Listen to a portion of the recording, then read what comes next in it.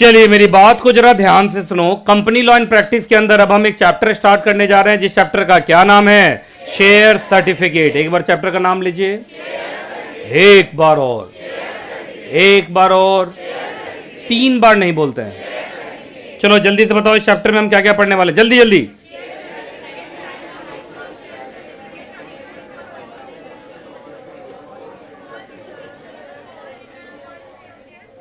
ठीक है, अब मेरी बात को ध्यान से सुनो। देखो तो कौन कौन सा सेक्शन आ रहा है और रूल कौन कौन से आ रहे हैं। जैसा रूल होता है ऐसा ही फॉर्म नंबर होता है। तो इस रूल के अंदर फॉर्म नंबर क्या मिलेगा? PAS। और इसके अंदर क्या मिलेगा? SH। लिख लो ऐसे, लिखो लिखो लिखो। ये आप लोग लिख देना, जिनका बुक है ना लिख देना आप। चलो अब जल्दी से, छोटा सा चैप्टर है, तुरंत खत्म करके फिर हम कन्वर्जन भी स्टार्ट करेंगे, ठीक है ना। ब्रेक के बाद JIGL करेंगे, ठीक है। ब्रेक के बाद JIGL करेंगे। ब्रेक से पहले हम ये चैप्टर खत्म करेंगे शेयर सर्टिफिकेट, और उसके बाद कन्वर्जन ऑफ अ कंपनी कराना ना SBIL में, वो भी हम करेंगे। जी ऐसे ही हो रहा है देश में आजकल, नहीं होने लगा, भी हुआ है ना। चलिए एकदम शांत हो जाओ, चलो शांत शांत शांत, एकदम शांत। चलिए शेयर सर्टिफिकेट के बारे में सीखना है ना आज, ठीक है। चलिए आपका इंटरेस्ट बना रहे, इधर देखना, मेरे तरफ देखना, इधर देखो इधर देखो इधर देखो। आपका इस चैप्टर में इंटरेस्ट बना रहे, इसके लिए एक चीज़ दिखाता हूँ। आप इस चैप्टर के लास्ट में जाइए। आप इस चैप्टर के लास्ट में जाएंगे तो देखिए एक डुप्लीकेट शेयर सर्टिफिकेट का नोटिस है, गोदरेज। जरा देखो, जल्दी देखो, जल्दी देखो, जरा देखो तो इस नोटिस के नीचे किसने साइन किया है? नीचे यहाँ पे chief financial officer and company secretary मिला, नीचे सबसे नीचे। कुछ लोगों को नहीं मिला, इधर देखो, ये देखो यहाँ पे मिला। चलिए उसके बाद थोड़ा और अच्छा लगेगा आपको, इससे पता चलेगा कि ये सारा काम हम ही लोग करते हैं, है ना। उसके बाद देखो ये कौन सी कंपनी है, इसका भी डुप्लीकेट शेयर सर्टिफिकेट का केस है। देखो नीचे किसने साइन किया है? Group general manager corporate secretarial, मतलब कंपनी सेक्रेटरी, है ना, CS लिखा हुआ है। चलिए और आगे बढ़िए। अब आप देखो शेयर सर्टिफिकेट का फॉर्मेट दिख रहा होगा, SH1 बताया था ना, फॉर्म SH आएगा, company share capital and debenture rules. इसके नीचे जाकर देखो, हर शेयर सर्टिफिकेट पे 2 डायरेक्टर का सिग्नेचर है और एक कंपनी सेक्रेटरी का सिग्नेचर है। सेक्रेटरी मिला, सेक्रेटरी, तो सेक्रेटरी का मतलब कंपनी सेक्रेटरी। अरे कंपनी का सेक्रेटरी कौन बनता है? कंपनी सेक्रेटरी बनता है ना। तो अब आप समझिए शेयर सर्टिफिकेट पे भी आपका साइन होता है, तो इसलिए शेयर सर्टिफिकेट से जुड़ा हुआ लॉ आपको अच्छे से पता होना चाहिए, और उसी के ऊपर ये चैप्टर है। तो शुरू करें, क्लियर है जी। बाकी हर चैप्टर का AYK कर रहे हो ना, तुम लोग कर रहे हो ना, जो पढ़ा लिखा बच्चा वो कर रहा है। अभी ग्रुप 2 में नेहल बैठती है ना यहाँ पे, नेहल का मैंने देखा, जो चैप्टर मैंने पढ़ा दिया था उसका पूरा AYK भी लाइन बाय लाइन टिक लगा लगा के पढ़ी हुई जी। तो देखिए आपको पता नहीं है, इसी क्लास में बहुत सारा बच्चा पढ़ रहा है और चुपके से पढ़ रहा है जी। बहुत लोग ना ऐसे होते हैं, आपको बताएंगे नहीं, आपके सामने ऐसे दिखाते हैं जैसे वो पढ़ नहीं रहे हैं, लेकिन अगर आप उनका बुक देखेंगे हर लाइन पे टिक लगा हुआ है और वो पढ़ रहा है। और AYK तो सबसे इंपॉर्टेंट है। तो AYK पढ़ते हो ना, और AYK में तो मैंने स्कैन वीडियो भी लगाया हुआ है, स्कैन करिए वीडियो चलने लगेगा। इससे अच्छा फैसिलिटी तो कुछ नहीं हो सकता। तो चलो शुरू करें शेयर सर्टिफिकेट। आओ अब शेयर सर्टिफिकेट की दुनिया में ले चलता हूँ, इधर देखना मेरे तरफ, इधर आओ इधर आओ। आज 2024 चल रहा, अभी 2024 का स्टेटस देता हूँ। शेयर्स अब के दुनिया में 2 तरीके का है। एक को बोलते हैं फिजिकल शेयर, क्या बोलते हैं? फिजिकल शेयर, जब मैं बोलूँगा तब उतारना भी नहीं। और एक नया कॉन्सेप्ट आया है, दैट इज इलेक्ट्रॉनिक शेयर, है ना, ठीक है। एकदम ध्यान से सुनिएगा, मेरी तरफ देखते रहना सारा बच्चा, इधर देखो। जो फिजिकल शेयर है उसी को हम बोलते हैं शेयर सर्टिफिकेट। क्या बोलते हैं? तो ये जो हमारा चैप्टर है इसके अंदर हम क्या पढ़ने वाले हैं? फिजिकल शेयर्स के बारे में। जो इलेक्ट्रॉनिक शेयर्स होता है उसको बोलते हैं ई शेयर्स। क्या बोलते हैं? ई शेयर्स या डीमैट शेयर्स। क्या बोलते हैं? Demat shares, dematerialise shares. D का मतलब उल्टा, मैट का मतलब मटेरियल, मटेरियल को डी लगा दोगे तो मटेरियल का उल्टा क्या होगा? इलेक्ट्रॉनिक। 2 ही चीज़ें होती है, या तो फिजिकल होता है या इलेक्ट्रॉनिक होता है। अब सुनना, चूंकि हमारा चैप्टर शेयर सर्टिफिकेट है ना आज, तो शेयर सर्टिफिकेट के बारे में बताता हूँ। शेयर सर्टिफिकेट हर कंपनी इशू कर सकती है, ऑल कंपनीज। ऑल कंपनीज का मतलब प्राइवेट भी और पब्लिक भी, पब्लिक में लिस्टेड भी और अनलिस्टेड भी। ये समझ में आ जाएगा, एल और यूएल। एल का मतलब लिस्टेड, यूएल का मतलब अनलिस्टेड, याद रहेगा। मतलब every company can issue the share certificate. और याद रखना, शेयर सर्टिफिकेट की सारी दुनिया कंपनीज एक्ट से चलती है। किससे चलती है? कंपनीज एक्ट से, कंपनीज एक्ट 2013। इसलिए तो कंपनी लॉ में पढ़ा रहा हूँ। अरे ये चैप्टर जो पढ़ा रहा हूँ कंपनी लॉ में ही पढ़ा रहा हूँ ना। आइए थोड़ा सा इलेक्ट्रॉनिक शेयर्स के बारे में बता देता हूँ। जो इलेक्ट्रॉनिक शेयर्स की दुनिया है ना, उसको एक बात और, ये फिजिकल शेयर जो है वो इशू करती है कंपनी खुद, है ना। तो ऐसे लिख देते हैं, इशूड बाय ऑल कंपनीज। लेकिन जो इलेक्ट्रॉनिक शेयर्स की दुनिया है उसको मेंटेन करता है डेपोजिटरी। कौन मेंटेन करता है? डेपोजिटरी। बात समझ में आ गया? कौन मेंटेन करता है? डेपोजिटरी। बाकी इंडिया में 2 डेपोजिटरीज हैं, तो इसलिए डेपोजिटरीज लिख देता हूँ, है ना। 2 डेपोजिटरी हैं, एनएसडीएल और सीडीएसएल। ये 2 कंपनीज हैं जो इलेक्ट्रॉनिक शेयर्स की दुनिया देखती है। अच्छा, इलेक्ट्रॉनिक शेयर्स हर कंपनी इशू नहीं कर सकती, ओनली प्रेस्क्राइब्ड कंपनीज। या चलो मैं पूरा ही लिख देता हूँ, क्या प्रेस्क्राइब्ड क्या, ओनली लिस्टेड कंपनी, और अनलिस्टेड में सिर्फ public company, unlisted public company. मतलब अनलिस्टेड में सिर्फ पब्लिक को अलाउ किया, प्राइवेट को अलाउ नहीं किया। तो लिस्टेड कंपनीज हो गई, और बताओ कौन? अनलिस्टेड में कौन? पब्लिक। प्राइवेट अलाउड नहीं। अब मेरी बात को जरा ध्यान से सुनिएगा। बाकी बता ही दिया, ये पूरा इलेक्ट्रॉनिक शेयर्स की दुनिया कहाँ से चलती है? डेपोजिटरीज एक्ट। कौन सा एक्ट? डेपोजिटरीज एक्ट 1996। तो बताइए इलेक्ट्रॉनिक शेयर्स की दुनिया कब आया भारत में? 1996 में। जब कौन सा एक्ट पास हुआ? डेपोजिटरीज एक्ट 1996। डेपोजिटरीज एक्ट 1996 में 2 डेपोजिटरी का जन्म कराया गया, एनएसडीएल और सीडीएसएल, और उन्होंने फिजिकल शेयर्स को इलेक्ट्रॉनिक शेयर्स में कन्वर्ट करने का प्रोसेस दिया। तो जो लिस्टेड कंपनीज हैं और जो अनलिस्टेड पब्लिक कंपनीज हैं, उनको ये सुविधा है कि वो अपने शेयर्स को इलेक्ट्रॉनिक शेयर्स में क्या करवा सकते हैं? कन्वर्ट करवा सकते हैं। क्या करवा सकते हैं? कन्वर्ट करवा सकते हैं। क्लियर है कि नहीं क्लियर है? तो ये पहले समझ में आ गया। तो आज बताओ, आज क्या मुझे फिजिकल शेयर्स के बारे में पढ़ाना है ना, शेयर सर्टिफिकेट, इसका मतलब ये वाला पार्ट मैं पढ़ाने वाला हूँ। अब बोला सर इलेक्ट्रॉनिक शेयर्स कब पढ़ाएंगे आप? इंट्रो मैंने दे दिया, लेकिन मैं सिक्योरिटी लॉ में पढ़ाऊंगा, सीएस एग्जीक्यूटिव ग्रुप 2, ग्रुप 1 में नहीं है ये। कहाँ है ये? ग्रुप 2 में। डिपॉजिटरीज एक्ट तो सिक्योरिटी लॉ है ना, सिक्योरिटी लॉ कहाँ पढ़ाया जाता है? ग्रुप 2 में। ग्रुप 1 में आप क्या पढ़ते हैं? Physical shares, that is share certificate. Electronic shares की सारी दुनिया कहाँ मिलेगी आपको? सिक्योरिटी लॉ में। याद रहेगा? अब इसको उतार लो जल्दी से।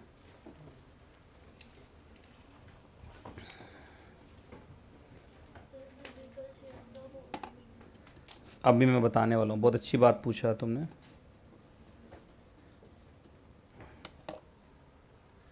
जल्दी से लिख लो स्पीड में।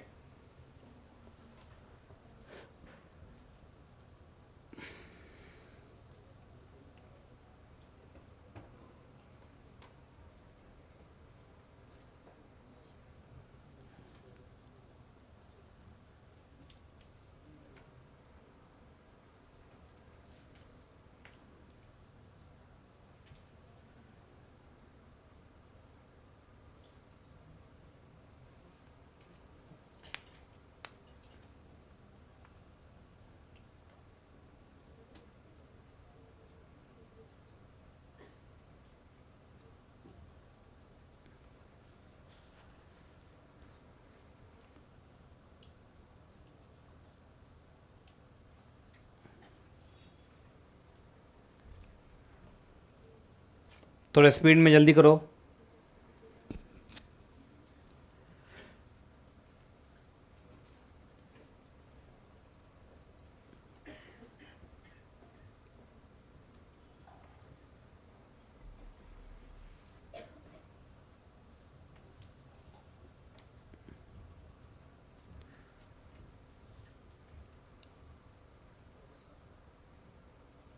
हो गया?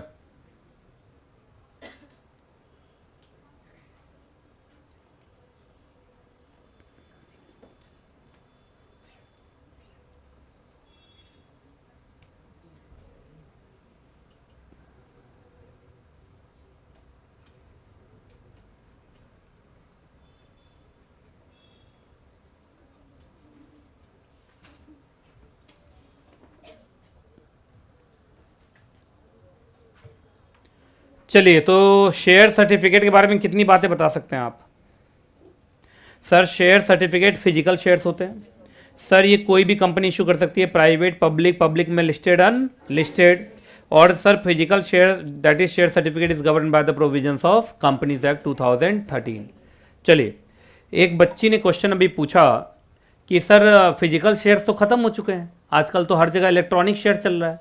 इसी चार्ट से तुम्हें समझ में आ गया होगा कि प्राइवेट कंपनी क्या इशू करेगी, क्योंकि प्राइवेट कंपनी के लिए तो अलाउड नहीं है इलेक्ट्रॉनिक शेयर्स। तो प्राइवेट कंपनी के पास तो एक ही रूट है, दैट इज कौन?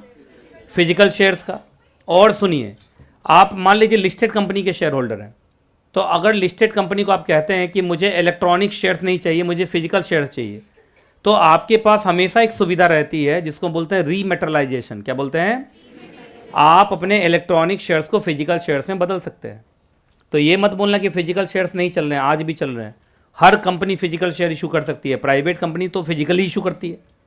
पब्लिक कंपनी में लिस्टेड है या अनलिस्टेड है, उन लोग के पास भी ऑप्शन रहता है कि वो चाहें तो फिजिकल शेयर इशू कर सकते हैं। जनरली क्या होता है, जब आप सिक्योरिटी लॉ पढ़ेंगे तो लिस्टेड कंपनी के लिए मैंडेटरी किया हुआ है कि आप इलेक्ट्रॉनिक शेयर्स ही देंगे। लेकिन अगर कोई शेयर होल्डर उधर से बोल दे कि मुझे फिजिकल चाहिए, तो आपको इलेक्ट्रॉनिक शेयर्स को रीमेटलाइज करके फिजिकल शेयर्स में बदल के उनको देना पड़ेगा। बात समझ में आ रही कि नहीं आ रही, पहले बताइए। तो ये मत बोलना कि फिजिकल शेयर्स खत्म हो गए, फिजिकल शेयर्स आज भी हैं और हमेशा रहेगा, है कि नहीं? हो सकता है बहुत सारा शेयर होल्डर ऐसा हो जिसने डीमेट अकाउंट ना खुलवाया हो, तो डीमेट अकाउंट नहीं खुलवाएगा तो फिजिकल शेयर मतलब इलेक्ट्रॉनिक शेयर्स कहाँ रखेगा?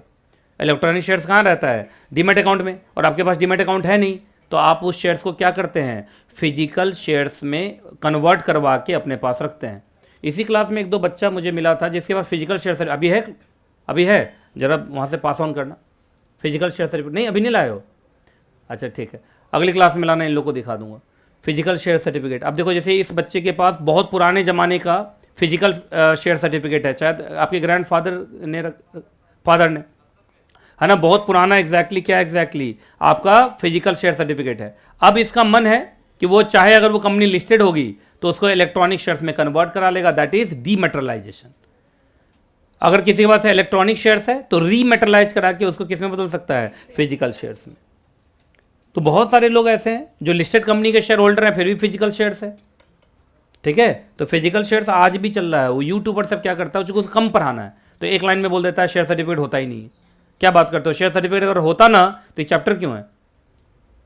और ये चैप्टर कम नहीं है, वो जितना इतना दिख रहा है उतना ही AYK है। तो अगर आप दोनों को मिला के पढ़ेंगे तो चैप्टर भारी भरकम है ये। सही बोल रहा हूं कि नहीं बोलना, पहले अब ये बताओ। तो इतना सारा सेक्शन लिखा हुआ है, इसका मतलब फिजिकल शेयर्स आज भी चल रहा है। क्लियर है कि नहीं क्लियर है? तो शुरू करें फिर, आ जाओ। अब सुनो, अब शेयर सर्टिफिकेट पहले होता क्या है सो देखना। इधर देखो, मेरी तरफ देखो। मालूम चला, शांत, इधर देखिए। मैं एक कंपनी हूं, ठीक है? मेरा नाम है मान लीजिए NKJ लिमिटेड। कंपनी का क्या नाम है? NKJ लिमिटेड, ठीक है जी। इस बच्ची को क्या नाम है आपका? कशिश। कशिश को मैंने एक शेयर्स बेचा, तो एक शेयर मैंने इनको बेचा 10 रुपये में, तो इसने मुझे 10 रुपया दिया होगा। 10 रुपया लेके मैंने रख लिया, मेरा शेयर कैपिटल का पार्ट बन गया। किसका पार्ट बन गया? शेयर कैपिटल का। लेकिन ये क्या बोलेगी कि मैंने आपको 10 रुपया दिया, उसके बदले आपने मुझे शेयर दिया, तो इस बात का सबूत कहाँ है? तो मैं बोलूँगा रुकिए रुकिए, अभी घबराइए नहीं, आपको एक सर्टिफिकेट लिख के देता हूँ। क्या लिख के देता हूँ? सर्टिफिकेट। तो एक कागज़ उठाया, एक पेज उठाया, उसके ऊपर लिखा NKJ लिमिटेड। क्या लिखा? NKJ limited. और याद होगा सेक्शन नंबर 12 जो हमेशा बोलता है किसी भी डॉक्यूमेंट पर सिन नंबर, है ना, रजिस्टर्ड ऑफिस का address, telephone number, fax number, ये सब लिखना होता है। तो मालूम चला सारा कुछ लिख के सेक्शन 12 का कंप्लाइंस करके फिर मैंने यहाँ शुरू किया शेयर सर्टिफिकेट, शॉर्ट में लिख रहा हूँ। फिर this is to certify that, अब सर्टिफिकेट है तो लैंग्वेज सर्टिफाई होगा। This is to certify that, है ना, miss Kashish has been allotted 1 equity share of ₹10 each. Clear है? As per the memorandum and article of association of a company. Memorandum article तुम पढ़े हुए हो, जब ये मेरी शेयर होल्डर बनेगी तो उसी मेमोरेंडम आर्टिकल के थ्रू बनेगी, तभी तो मेमोरेंडम आर्टिकल मेरे और इसके बीच में कॉन्ट्रैक्ट के रूप में काम करेगा। पढ़े होगे, जो बच्चा उसका एडवांस नॉलेज पढ़ा है उसमें है कि memorandum and article constitute like a contract between company and its members. उसके बाद 2 डायरेक्टर साइन किया, कंपनी सेक्रेटरी साइन किया, कंपनी में अगर कॉमन सील है तो कॉमन सील लगा दिया और इनको उठा के दे दिया। तो एक बात बताइए, शेयर सर्टिफिकेट क्या हुआ? एक सबूत ही हुआ ना। किस बात का सबूत हुआ? कि ये मेरी शेयर होल्डर है। किस बात का सबूत हुआ? कि इसने कंपनी को 10 रुपया दिया है। अच्छा, ये कैसे पता चला 10 ही रुपया दिया है? क्योंकि एक ही शेयर इसको अलॉट हुआ है। अच्छा, यहां में अगर 2 शेयर लिखता तो 20 रुपया लिया है कंपनी ने, 3 शेयर लिखता तो 30 रुपया लिया है कंपनी ने। बात समझ में आ रही कि नहीं आ रही, पहले बताइए। और अब बोलोगे सर इनको क्या राइट्स मिलेंगे, वो तो लिखा नहीं। मैंने एक लाइन लिख दिया, as per memorandum and article में तो लिखा ही रहता है कि इसको क्या राइट्स मिलने वाले हैं। अरे आर्टिकल ऑफ एसोसिएशन में राइट ऑफ अ मेंबर लिखा रहता है ना, कि मेंबर को डिविडेंड मिलेगा, रीपेमेंट ऑफ कैपिटल होगा, आपका वोटिंग राइट मिलेगा। तो जब मैंने एक लाइन लिख दिया कि ये शेयर मैं इनको इशू कर रहा हूं as per article and memorandum, तो मेमोरेंडम एंड आर्टिकल के सारे क्लॉज तो लग ही रहे हैं इन पर, तो फिर से सब कुछ लिखने की जरूरत थोड़ी है। ये बात समझ में आई कि नहीं आई, पहले बताइए। एकदम एक्सपर्ट ढंग से एक एक लाइन बता दिया आपको। तो ये क्लियर है, शेयर सर्टिफिकेट समझ में आ गया। तो सर शेयर सर्टिफिकेट एक डॉक्यूमेंट है, बोलो, शेयर सर्टिफिकेट एक डॉक्यूमेंट है जो इस बात का सबूत बनता है 2 बातों का। पहला, सामने वाली हमारी शेयर होल्डर है, मतलब जिसको भी हमने दिया वो हमारी शेयर होल्डर है। और सेकंड, उसने हमें 10 रुपया पे किया है। ये क्लियर है कि नहीं क्लियर है? ठीक है। अच्छा, क्या मैं शेयर सर्टिफिकेट इशू करने के बाद क्या इन दोनों बातों को डिनाई कर सकता हूं मैं? जैसे ये शेयर सर्टिफिकेट दिखा रही है फिर भी मैं बोल रहा हूं ये मेरी शेयर होल्डर नहीं है, तो वही सर्टिफिकेट इस बात का सबूत बन जाएगा कि अब आप इसको नकार नहीं सकते। अच्छा, मैं बोल रहा हूं शेयर होल्डर तो है पर 10 रुपया नहीं दिए, लेकिन अगर उसमें लिखा हुआ है कि कंपनी ने इनको 1 share of face value ₹10 issue किया है, तो इसका मतलब कंपनी ने इससे 10 रुपया लिया है। इस बात का ये पक्का सबूत है।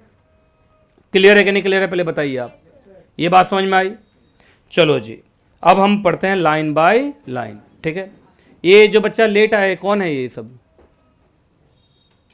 देखो कौन है ये लोग, है कौन, पता करो कौन है। चलो अब आइए पढ़े लाइन बाय लाइन। आओ, एक शेयर सर्टिफिकेट क्या होता है? सर्टिफिकेट होता है जो इशू किसको किया जाता है? To the members of a company, to the members of a company. आप जिसको भी शेयर सर्टिफिकेट देंगे वो आपके क्या बन जाएंगे? Share holder. और शेयर होल्डर कंपनी के क्या बनते हैं? मेंबर्स। एक मिनट रुके रहो, यहाँ पे कौन है ये लोग, किसको लाए हो, कौन है ये लोग? तो इतना आईडी कार्ड है ना, कौन है ये?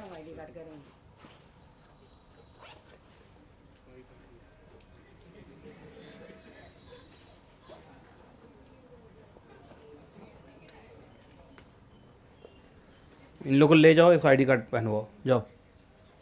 अब फिर जाके सीट देना। आइए, तो शेयर सर्टिफिकेट किसको दिया जाता है? To the member. क्योंकि जब आप जिसको शेयर सर्टिफिकेट देंगे वो आपका शेयर होल्डर बन जाएगा, और शेयर होल्डर का नाम चल गया रजिस्टर ऑफ मेंबर पे, तो वो क्या कहलाएगा? मेंबर।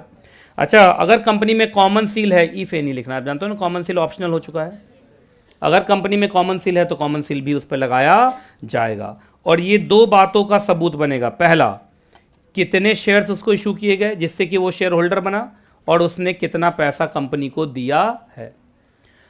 अच्छा, मैं अगर ऐसे लिखता तो कि कंपनी हैड इशूड, है ना, 1 इक्विटी शेयर ऑफ ₹10 ईच, है ना, पेड अप अमाउंट ₹2। इसका मतलब 10 रुपये का शेयर कंपनी ने दिया है, पर वो पार्टली पेड अप है। अभी इसने कितना पेमेंट किया? सिर्फ 2 ही रुपये पेमेंट किया है, 8 रुपया इनका पे करना बाकी है। आइए, अच्छा याद रखना, हर शेयर सर्टिफिकेट का एक नंबर होता है जो डिस्टिंक्टिव मतलब अलग। हर शेयर सर्टिफिकेट का एक डिस्टिंक्टिव नंबर होगा, याद रहेगा? ठीक, ठीक है। चलो अब आइए आगे। ठीक है, देखिए पर्पस ऑफ शेयर सर्टिफिकेट बताओ, शेयर सर्टिफिकेट का क्या पर्पस होगा? तो सर शेयर सर्टिफिकेट एक तरीके से सबूत बनेगा। क्या बनेगा? सबूत। अच्छा, ये कॉन्क्लूसिव एविडेंस होगा या प्राइमा फेसी एविडेंस होगा? प्राइमा फेसी का मतलब होता है पहली नजर में, पहली नजर में ऊपर ऊपर से तो ये सबूत दिखेगा। अच्छा, कॉन्क्लूसिव क्यों नहीं? क्या पता शेयर सर्टिफिकेट डुप्लीकेट हो। आपको मालूम है एक समय में भारत में रिलायंस के बहुत सारे डुप्लीकेट शेयर सर्टिफिकेट मार्केट में घूम रहे थे। डुप्लीकेट मतलब जाली। तो बहुत बार शेयर सर्टिफिकेट दिखा देंगे प्राइमा फेसी, पहली नज़र में तो आप शेयर होल्डर माने जाएंगे, लेकिन हो सकता है शेयर सर्टिफिकेट बाद में जाली निकले, तो इसलिए कंक्लूसिव एविडेंस नहीं होता। कौन सा एविडेंस होता है? मात्र प्राइमा फेसी। क्या होता है? Prima facie. छोटे छोटे वर्ड से फर्क पड़ता है। कंक्लूसिव का मतलब क्या होता है? फाइनल। प्राइमा फेसी का मतलब फाइनल या पहली नजर में। जैसे पहली नजर में तुम सब अच्छे ही दिखते हो, लेकिन कंक्लूसिवली तो अंदर से बदमाश हो, है कि नहीं? चलिए आइए हेडिंग बोलो। बोल ही नहीं रहा कोई। शेयर सर्टिफिकेट के दो स्टॉपल होते हैं, estoppel as to title, estoppel as to payment. अब स्टॉपल का मतलब लिख लो। स्टॉपल का मतलब होता है to be stopped, to be stopped, रोका जाएगा। टू बी स्टॉप्ड लिखा? नहीं लिखा? टू बी स्टॉप्ड मतलब आपको रोका जाएगा। याद रखिएगा, एक बार अगर कंपनी ने किसी को शेयर सर्टिफिकेट दे दिया, तो जिसको शेयर सर्टिफिकेट दिया गया, जिसको क्या दिया गया? शेयर सर्टिफिकेट दिया गया, अब वो डिक्लेयर्ड है, वो कंपनी का मेंबर। टाइटल का मतलब ओनरशिप, लिखो। टाइटल का मतलब ओनरशिप लिखो। टाइटल का मतलब ओनरशिप। तो अगर आपके पास शेयर सर्टिफिकेट है, it means you are the owner of that shares and you are a member of that company. ये डिक्लेयर्ड है। ये क्या है? डिक्लेयर्ड है। Company is stopped, company is stopped from denying the fact that that person is a member of a company. मतलब company अब deny नहीं कर सकती। याद रखिए। तो इसका मतलब शेयर सर्टिफिकेट लेते ही ये डिक्लेयर हो गया कि वो आदमी ने उस शेयर्स को खरीदा है और वो उस कंपनी का शेयर होल्डर है। तो क्या company is stopped from denying his title? बोलो। बोल ही नहीं रहा, है ना? तो कौन है, किसको रोका जाएगा? कंपनी को। तो company is stopped from denying his title. Title मतलब ओनरशिप। किसी के पास शेयर सर्टिफिकेट है, it simply means he is a owner of that shares and it means he is a member of that company. Company can not deny this fact provided कि वो share certificate original हो। इसलिए मैं बार बार prima facie बोल रहा हूं, conclusive बोल रहा नहीं। आगे बढ़े। Estoppel as to payment. अगर उसमें पेड अप अमाउंट 2 रुपया लिखा है, तो इट सिंपली मीन्स कि that person has paid a rupees of 2 to the company. Company can not deny this fact. अगर लिखा paid up amount is ₹10, it means company को 10 रुपये मिल चुके हैं। Paid up amount is ₹8, it means company को 8 रुपये मिल चुके हैं। कंपनी उस बात को डिनाई नहीं कर सकती। ये क्लियर है कि नहीं क्लियर है? तो यहां देखो साफ साफ लिखा है, company is stopped as against a bona fide purchaser of share from alleging that they are not fully paid up. अगर वहां फुल्ली पेड अप वर्ड है तो इसका मतलब वो फुल्ली पेड अप है। पार्टली पेड अप है, इसका मतलब पार्टली पेड अप है। तो बताइए, शेयर सर्टिफिकेट के 2 पर्पस। दुनिया को पहले तो ये बताते हैं कि जिस आदमी को हमने शेयर दिया है वो उस शेयर्स का ओनर है और कंपनी का वो शेयर होल्डर है। दूसरा, जितना भी अमाउंट पेड अप उस पर लिखा हुआ है, उसने इतना पैसा कंपनी को दिया है। याद रहेगा? चलो हेडिंग बोलो अगला। फॉर्म का मतलब फॉर्मेट लिखो। फॉर्म का मतलब फॉर्मेट। फॉर्मेट का ही छोटा वर्ड क्या होता है? फॉर्म। ठीक ठीक। आई सबसे अजीब बात, कंपनीज एक्ट ने कोई भी फॉर्मेट सीधा बताया नहीं है, मतलब स्पेसिफिक फॉर्मेट नहीं बताया। टिक लगाते चलो। अरे ये सारे कीवर्ड्स हैं, एग्जाम के टाइम में से बीसी को देख के तुमको रिवाइज करना है। क्या कंपनीज एक्ट में कोई स्पेसिफिक फॉर्मेट है? स्पेसिफिक का मतलब ऐसा ही होना चाहिए, मतलब स्पेसिफिक फॉर्म। स्पेसिफिक मतलब hard and fast. Hard and fast. Hard and fast कोई फॉर्मेट नहीं है। लेकिन आपको शेयर सर्टिफिकेट बनाना है तो आपको मदद करने के लिए, क्या करने के लिए? कंपनी को मदद करने के लिए एक फॉर्मेट हम देते हैं, जो फॉर्मेट कहां दिया गया है? SH1। Form number SH1। Company share capital and debenture rules, जैसा रूल ऐसा फॉर्म नंबर होता है। तो फॉर्म नंबर SH1 जैसा आप चाहें तो क्या बना सकते हैं? शेयर सर्टिफिकेट बना सकते हैं। तो शेयर सर्टिफिकेट SH1 जैसा ही होगा या एज नियर देयर टू भी हो सकता है? बोल ही नहीं रहा कोई। SH1 तुम लोगों को दिखाया है, इस चैप्टर के लास्ट में SH1 है। ठीक है जी। तो क्या SH1 जो है वही सेम बनाना जरूरी है या उसके जैसा भी चलेगा? एकदम सही बताया, उसके जैसा भी। कहां लिखा हुआ उसके जैसा? As near there. अच्छा, इन्होंने क्यों नहीं बोला कि SH1 ही होना चाहिए? अरे यार क्या बात करते हो, हर कंपनी का अपना आर्टिकल ऑफ एसोसिएशन है। किसी कंपनी को अपने शेयर सर्टिफिकेट पर कुछ ज़्यादा लिखने का मन है, किसी कंपनी को कुछ कम लिखने का मन है, तो हर कंपनी का अपना अपना है। हाँ, लेकिन मिनिमम कंटेंट SH1 में बताया गया, उतना तो होना ही चाहिए। ये समझे? एक बात बताइए, अगर कुछ भी ना है तो फिर SH1 का मतलब क्या है? SH1 का मतलब ये मिनिमम कंटेंट है, क्या है, कहीं लिख लो, SH1 means minimum content of share certificate, मतलब इतना तो होना ही चाहिए। आप बढ़ा सकते हैं, घटा नहीं सकते, क्योंकि देखिए हर कंपनी का लोगो अलग होता है। अब जैसे भारतीय एयरटेल लिमिटेड है, मुझे लगता है उसके शेयर सर्टिफिकेट पे वो ऑरेंज कलर या रेड है, एयरटेल का लोगो किस कलर का है, रेड है, तो रेड कहीं ना कहीं कुछ ना कुछ करेंगे, है ना। आज जैसे SBI है, उसका ब्लू कलर है कि नहीं। हर कंपनी का अपना कलर कॉम्बिनेशन होता है, कुछ टैगलाइन होता है। अब एप्पल कंपनी हो सकता है वो एप्पल शेप्ड का बना दे शेयर सर्टिफिकेट, ऐसे एप्पल कंपनी भारत में इनकॉर्पोरेटेड नहीं है, कि एग्जाम्पल मात्र दिया मैंने, आप समझ रहे हैं। तो आप एग्जैक्ट नहीं बोल सकते कि ऐसा ही बनाओ, इन्होंने बोला SH1 क्या है, SH1 जैसा आप बना सकते हैं। तो SH1 जैसा का मतलब SH1 के तो कंटेंट होने ही चाहिए, आप कंटेंट बढ़ा सकते हैं, घटा नहीं सकते। आओ SH1 में क्या क्या कंटेंट है गिनते जाना। पहला, क्या हर शेयर सर्टिफिकेट में उस आदमी का नाम लिखा होना चाहिए जिसको दिया गया है, बोलता ही नहीं है कोई। नंबर 2, क्या आपको ये ऐसे करना है, यहां से नंबर 2, क्या टाइप ऑफ शेयर्स बताना पड़ेगा, अरे लिख दो ये टाइप ऑफ शेयर्स है। टाइप ऑफ शेयर्स का मतलब इक्विटी शेयर है कि प्रेफरेंस शेयर है, अरे टाइप ऑफ शेयर्स नहीं बताओगे। मैंने भी जब सर्टिफिकेट इनको दिया था तो क्या बोला था, 1 इक्विटी शेयर बोला था ना, प्रेफरेंस होता तो क्या बोलता, 1 प्रेफरेंस शेयर बोलता ना। तीसरा यहां, and the amount paid up, 3 यहां हो गया। नंबर 4, क्या कंपनी का नाम भी लिखा होना चाहिए, वो तो सबसे पहले लिखा होना चाहिए। नंबर 5, रजिस्टर्ड ऑफिस होना चाहिए, यस। और नंबर 6, क्या लिखा होना चाहिए, डेट ऑफ इशू। ये मिनिमम कंटेंट है, इतना तो होना ही चाहिए। अच्छा, लिस्टेड कंपनी अगर आप हैं तो लिस्टेड कहाँ है, स्टॉक एक्सचेंज पे, तो क्या स्टॉक एक्सचेंज से भी आपको अपने साइज, फॉर्म और कंटेंट को अप्रूव करवाना पड़ेगा, बोलो। तो इसका मतलब जो कंपनी लिस्टेड होती है उसका शेयर सर्टिफिकेट को किससे अप्रूव करवाना पड़ता है, स्टॉक एक्सचेंज से भी अप्रूव करवाना पड़ता है। तो सब मिला कितने कंटेंट हो गए, मोटा मोटा लिखना 6, यहां लिख लो 6 कंटेंट बोल दो तो स्पीड में। Name of the share holder, type of shares, amount paid on, name of a company, registered office of a company, date of issue. अच्छा, आपको नहीं लगता इसको देख के कि अभी और भी कंटेंट होना चाहिए, तो फिर बोला ये मिनिमम है, ये क्या है, मिनिमम है। आपका मन है बढ़ाओ, आपका मन है बढ़ाओ। एक बार SH1 दिखा दूं तुम लोग को, चलो एक बार SH1 देख लेते हैं, ठीक है। आ जाओ SH1 पे, आ जाओ, तो आ जाओ, आ जाओ, जल्दी आ जाओ, SH1 पे आ जाओ। ये गया गया गया गया, ये आ गया, लो आ गया। चलो SH1 में देखिए शेयर सर्टिफिकेट लिखा हुआ है, उसके बाद देखो तो हम यही सेक्शन पढ़ रहे हैं क्या, section 46, read with rule number 5, जरा वहां जाके देखिए तो है, देखना जरा, ऊपर में लिखा हुआ ना, ऊपर में भी लिखा होगा, तुम देखो ना फर्स्ट पेज पे लिखा हुआ होगा, सेक्शन भी लिखा होगा, रूल भी लिखा, रूल नहीं लिखा हुआ है, रूल नंबर 5 लिखा, देखो जो मैं पढ़ा रहा हूं देखो सब है। अच्छा, कौन सा rule, company share capital and debenture rule. अरे जितने भी फॉर्म होते हैं रूल के अंदर ही होता है ना, तो जैसा रूल ऐसा फॉर्म का नंबर है। Company share capital and debenture rule, form number SH।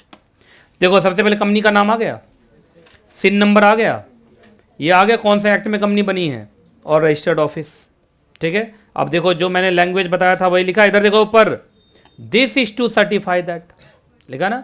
अच्छा सुनो, अगर ICSI को तुमको फेल कराना हुआ ना, तो ये लोग क्या बोलेंगे मालूम है, शेयर सर्टिफिकेट ड्राफ्ट कीजिए जी। तो आप एक बात समझ लेना, मेरे बुक में जो भी है सब जरूरी है, क्योंकि ये नोट्स हैं, बुक नहीं है। बुक तो ICSI मॉड्यूल है, नहीं समझ में आया लोग को। कुछ लोगों को क्या लगता है मालूम है, ये जो सर ने बुक दिया है इसमें से भी थोड़ा छांट छांट के पढ़ेंगे, इसमें से छांटोगे तो ऑलरेडी छटा हुआ है। अरे भाई ICSI के मॉड्यूल का आप कंटेंट देखिए और अपने बुक का कंटेंट देखिए, डिफरेंस नहीं है क्या। तो आपके लिए बुक ICSI मॉड्यूल है, ये नोट्स है, क्या है, नोट्स, इसमें मत छोड़ना कुछ, इसमें वही डाला गया है जो बहुत इंपॉर्टेंट है। तो SH1 मैंने अगर डाला है तो इसका मतलब एग्जाम में आ सकता है, आपको देखने की जरूरत है, नहीं देखने की जरूरत है बताओ। तो ये याद रखना, इधर देखो, this is to certify that the person named in this certificate, मतलब जिस पर्सन का हम नाम लिखेंगे, है ना, इज द रजिस्टर्ड होल्डर। आ गया रजिस्टर्ड होल्डर, मतलब ये हमारे कंपनी का शेयर होल्डर है, आ गया ये स्टॉपल एज टू टाइटल, है ना। विद इन मेंशनड शेयर्स, मतलब इतने शेयर्स के लिए शेयर होल्डर है, bearing the distinctive number specified in the above name company, subject to memorandum and article, देखो बोला था, और and the amount endorse in has been paid up. तो देखो आपको याद होगा 2 स्टॉपल होता है, स्टॉपल एज टू टाइटल पहला हमने दिया, ये हमारा शेयर होल्डर है, स्टॉपल एज टू टाइटल, और इसने इतना पैसा दिया है, लिखा है ना। चलिए अब देखो यहाँ पर देख लिया, आ गया equity share each of rupees, ये अमाउंट पेड अप। अगर 10 रुपये का शेयर है, अब पेड अप 2 ही है, तो इसका मतलब पार्टली पेड अप। अच्छा 10 रुपये का शेयर है, पूरा 10 भी पेड है, इसका मतलब फुल्ली पेड अप। ये समझ में आ रहा ना। अब आ जाओ रजिस्टर्ड फोलियो नंबर, सिखा देता हूं ये सब क्या होता है, सुन लो। जब तुमको शेयर सर्टिफिकेट दिया जाएगा तो तुम्हारा नाम कंपनी के रजिस्टर ऑफ मेंबर पे चढ़ाया जाएगा। तो रजिस्टर ऑफ मेंबर पे कौन पेज नंबर पे तुम्हारा नाम चढ़ा है, वही है रजिस्टर फोलियो नंबर। नहीं समझे। तुमको शेयर सर्टिफिकेट दिया गया और तुम्हारा नाम कंपनी के रजिस्टर ऑफ मेंबर के पेज नंबर 18 पे चढ़ा है, तो यहां क्या आ जाएगा, रजिस्टर फोलियो नंबर 18। जैसे कभी तुम्हारा शेयर सर्टिफिकेट खो जाए तो तुम पेज नंबर 18 बोल के अपना शेयर सर्टिफिकेट फिर से इशू करवा सकते हो, समझे। पेज सर्टिफिकेट नंबर, जो ये सर्टिफिकेट नंबर होगा, नेम ऑफ द होल्डर आ गया, कितना शेयर लिया है आ गया, इन वर्ड्स भी और डिस्टिंक्टिव नंबर। एक बात याद रखना, इसमें क्या होता है सुनो, अगर तुमने 4 शेयर लिया है तो जानते हो डिस्टिंक्टिव नंबर कैसे होगा, क्योंकि हर शेयर का डिस्टिंक्टिव नंबर होता है। तो ऐसे होगा 1000 से लेके 1003, कैसे हुआ है, 4 नहीं हो गया, 1000, 1001, 1002, 1003। अरे बोथ इंक्लूसिव, ये लिखा हुआ है, नहीं समझे। 1000 से 1003 कितने होते हैं, 3 होते हैं कि 4 होते हैं, 4 होते हैं। तो कैसे 1000, 1001, 1002, 1003, 4 हो गया। कुछ लोग को तो इसी में जादू लग रहा है कैसे 1000 से 1003 तो 3 ही हुआ। बोथ इंक्लूसिव मतलब 1000 को भी गिनेंगे और 1003 को भी गिनेंगे, तो कितने हुए, 4 नहीं हुए। अच्छा सर्टिफिकेट नंबर एक ही होगा, सर्टिफिकेट नंबर हो सकता है 420 हो। अरे भाई एक सुनिए, एक सर्टिफिकेट पर आपने 4 शेयर दिए तो 4 बार तो शेयर का नंबर आएगा, लेकिन सर्टिफिकेट तो एक ही है ना। नहीं समझ में आया इन लोग को। अब तुम बोलोगे सर 1000 पे कैसे पहुंच गया, इसका मतलब 419 तक जितने सर्टिफिकेट इशू हुए होंगे, किसी किसी पर ज्यादा शेयर इशू हुए होंगे, तो डिस्टिंक्टिव नंबर कहां पहुंच गया है, 1000। नहीं समझ में आया तुम सुनो, 420 ही है ना, इससे पहले कितने शेयर सर्टिफिकेट इशू हो चुके होंगे, आज 419 में 999 शेयर इशू हो चुके हैं। यही मतलब हुआ ना। कंपनी में कितने शेयर इशू हुए अभी तक, 999 इशू करने में कितने सर्टिफिकेट खर्च हुए, 419। इसका मतलब बहुत सारे शेयर होल्डर, सर्टिफिकेट एक होगा पर शेयर ज्यादा लिया होगा, जैसे अपने ही केस में सर्टिफिकेट एक है और शेयर कितने हैं, 4। तो जब कंपनी सेक्रेटरी बनोगे तुम्हें ही शेयर सर्टिफिकेट बनाना है, तुम्हारा साइन नीचे है। समझ ही नहीं रहा ये लोग। हाँ किसका मतलब इस शेयर सर्टिफिकेट का फोलियो नंबर भी एक ही होगा। हाँ फोलियो नंबर एक ही होगा। देखो डिटेल तो एक ही जगह चढ़ेगा ना। मान लो ये रजिस्टर ऑफ मेंबर है, इसके पेज नंबर 18 पे ये चढ़ा, तो उसमें ऐसे लिखा रहेगा सर्टिफिकेट नंबर 420, आदमी का नाम Munnu Lal, number of share 4, district number 1000 से 1003। ठीक है, पेज नंबर 18, ये पेज नंबर 18 लिखे यहां लिख दो। समझे। ये सारा काम किसका होता है, कंपनी सेक्रेटरी का। अभी थ्योरेटिकली पढ़ा रहा हूं, जब सीएस बनने के बाद ट्रेनिंग करने जाओगे ना तो तुम लोग को यही सब करना है, तो सीख लो। चूंकि मैं प्रैक्टिसिंग कंपनी सेक्रेटरी हूं तो समझा दे रहा हूं। अभी अपनी स्टूडेंट थी एक जो यहाँ सीएस बनी और यहीं पढ़ाने भी लगी थी, प्रोफेशनल में पढ़ा नहीं रही थी, गीतांजलि मैम। अभी मेरी उससे कल बात हो रही थी तो बोली सर मैं मिनिस्ट्री ऑफ सिविल एविएशन में चली गई, सिविल एविएशन मंत्रालय में नौकरी लग गया उसको। समझे। फिर बोली सर मैं ज़्यादा 1 साल काम करूंगी, फिर एक टेक्सटाइल मंत्रालय से भी कॉल लेटर आ गया, हाँ कि आप 1 साल के बाद हमारे यहाँ ज्वाइन करो। तो आप लोग की नौकरी कहाँ कहाँ नहीं लग रही है। मैंने उससे पूछा भी कि भाई मिनिस्ट्री ऑफ सिविल एविएशन में तुम क्या करोगी, तो बोली कि सर सिविल एविएशन मिनिस्ट्री के बहुत सारी कंपनीज़ हैं, उन कंपनीज़ पर जितने कानून लग रहे हैं उस सारे कानून को बैठ के हमें एनालाइज करना है। तो देखा इंटरप्रिटेशन आ गया। कहा कोई भी सिविल एविएशन समझो, एरोप्लेन वाला, उसमें कोई भी कस्टमर अगर कंप्लेन किया, केस कर दिया किस पर, एयरलाइन कंपनी पे, तो उस केस को हमें रिप्रेजेंट करना कोर्ट में जाके और केस का फैक्ट बनाना, फाइल बनाना। तो अभी आप स्टूडेंट हो, पढ़ रहे हो, एग्जाम दे रहे हो, बाद में तो इससे बड़ा काम करना है और काफ़ी बढ़िया सैलरी पैकेज पे गई है। है ना, ऊपर Saturday Sunday off, Saturday Sunday off है। कोई भी छोटा सा पूजा पाठ हुआ उसमें भी छुट्टी है वहाँ, आराम से किंग साइज मतलब क्वीन साइज लाइफ जिएगी वहाँ। तो आप समझ लीजिए, ठीक है। उसके बाद आओ, अगला आ जाओ, given under the common seal of a company. सुनो, कॉमन सील इफ एनी, अगर है तो, नहीं है तो नहीं। फिर आ गया डेट। डेट लिखने का तरीका सीख लो, लीगल लैंग्वेज में कैसे लिखते हैं, दिस 14th डे ऑफ, है ना, 14th डे ऑफ फरवरी 2024। कैसे लिखते हैं बोलो, 14th डे ऑफ फरवरी 2024। नहीं समझ में आया? कोई बच्चा बोला 14th डे ही क्यों, उस दिन तो छुट्टी है। दो डायरेक्टर साइन करेगा, और कौन साइन करेगा, कंपनी सेक्रेटरी साहब का ऑब्लिक करके भी कुछ लिखा है। तो एनी अदर ऑथराइज तब जब कंपनी सेक्रेटरी कंपनी में नहीं है। कोई ऐसी आलू भालू कंपनी हो सकती है जिसका paid up share capital 10 crore से कम है, उसने सीएस को नहीं रखा है, तो कोई और साइन करेगा, क्या करेंगे आप? क्लियर है कि नहीं क्लियर है? मुझे लगता है सारा कहानी तुम लोग को समझ में आ गया। ठीक, अब वापस जाएं जहां से पढ़ रहे थे। देख लिया SH1 देख लिया? अगर एग्जाम में SH1 ड्राफ्ट करने आ जाए कर दोगे? अच्छी बात है। चलो आ जाओ, हेडिंग बोलो। जो नहीं बोल रहा बहुत बड़ा बेवकूफ है वो। इसको ऐसे करके टिक लगाओ। एक बच्ची ऑनलाइन में क्वेश्चन पूछ रही है, एक सर्टिफिकेट में कितने भी शेयर दे सकते हैं क्या?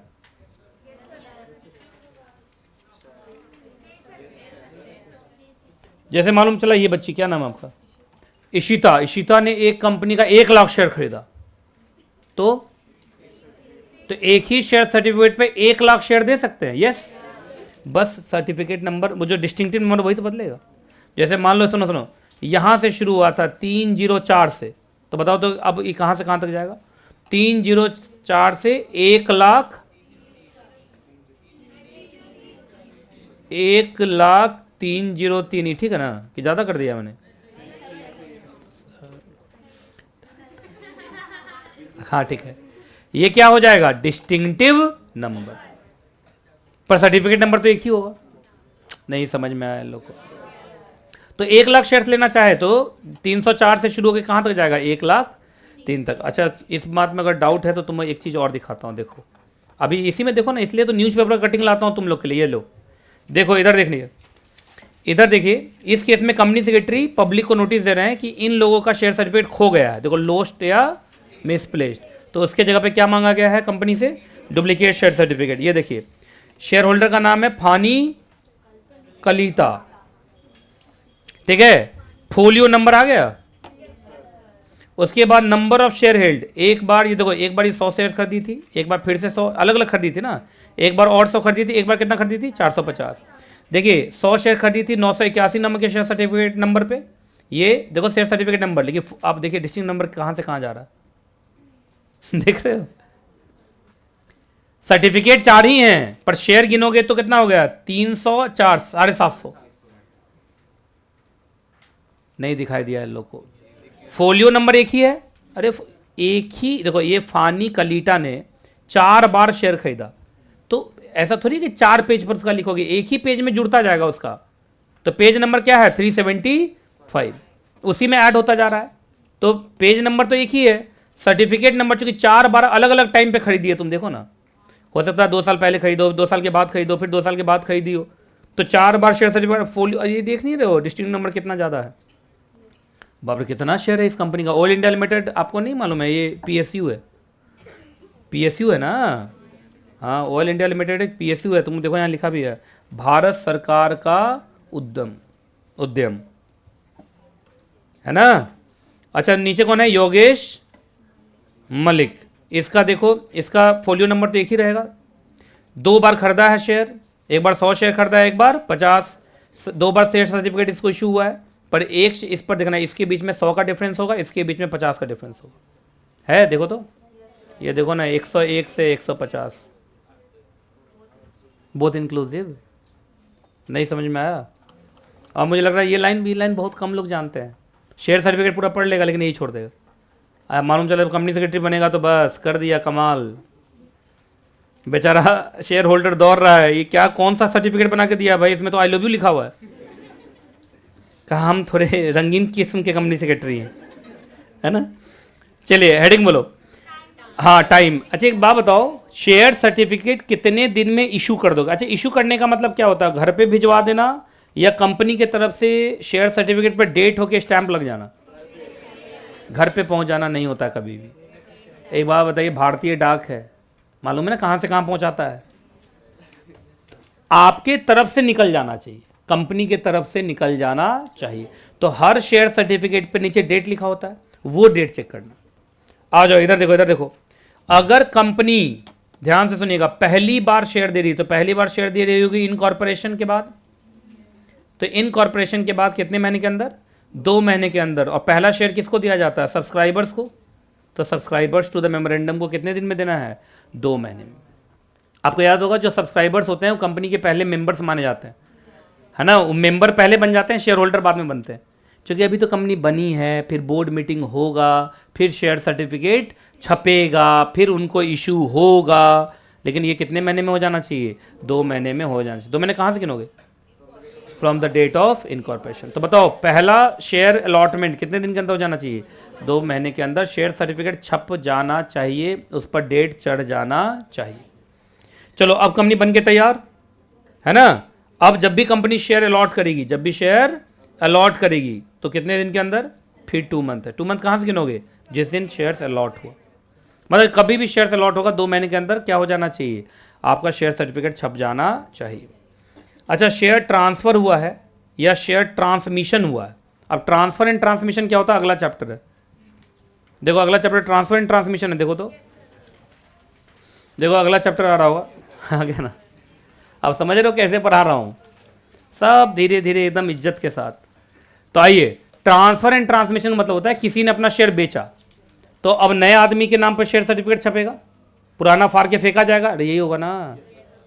अरे पहले मोहन के पास शेयर था, मोहन ने सोहन को बेच दिया, तो मोहन के नाम वाला फटेगा और सोहन के नाम से नया शेयर सर्टिफिकेट बनेगा।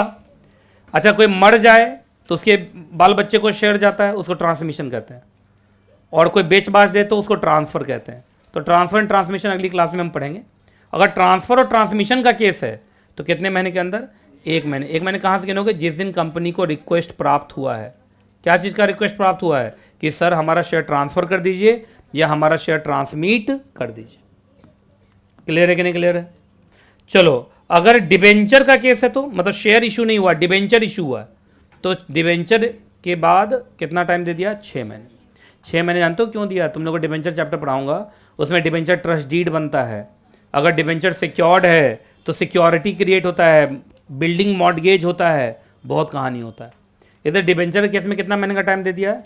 6 मंथ। चलो मुझे तो याद हो गया। चलो इधर देखो, पहली बार कंपनी बनी है अभी और पहली बार सब्सक्राइबर को शेयर सर्टिफिकेट देना, कहाँ से गिनोगे? कभी भी कंपनी अलॉटमेंट करे 2 महीने, कहाँ से? अच्छा ट्रांसफर ट्रांसमिशन का केस है, कहाँ से? जिस दिन कंपनी को रिक्वेस्ट प्राप्त हुआ, क्या चीज का?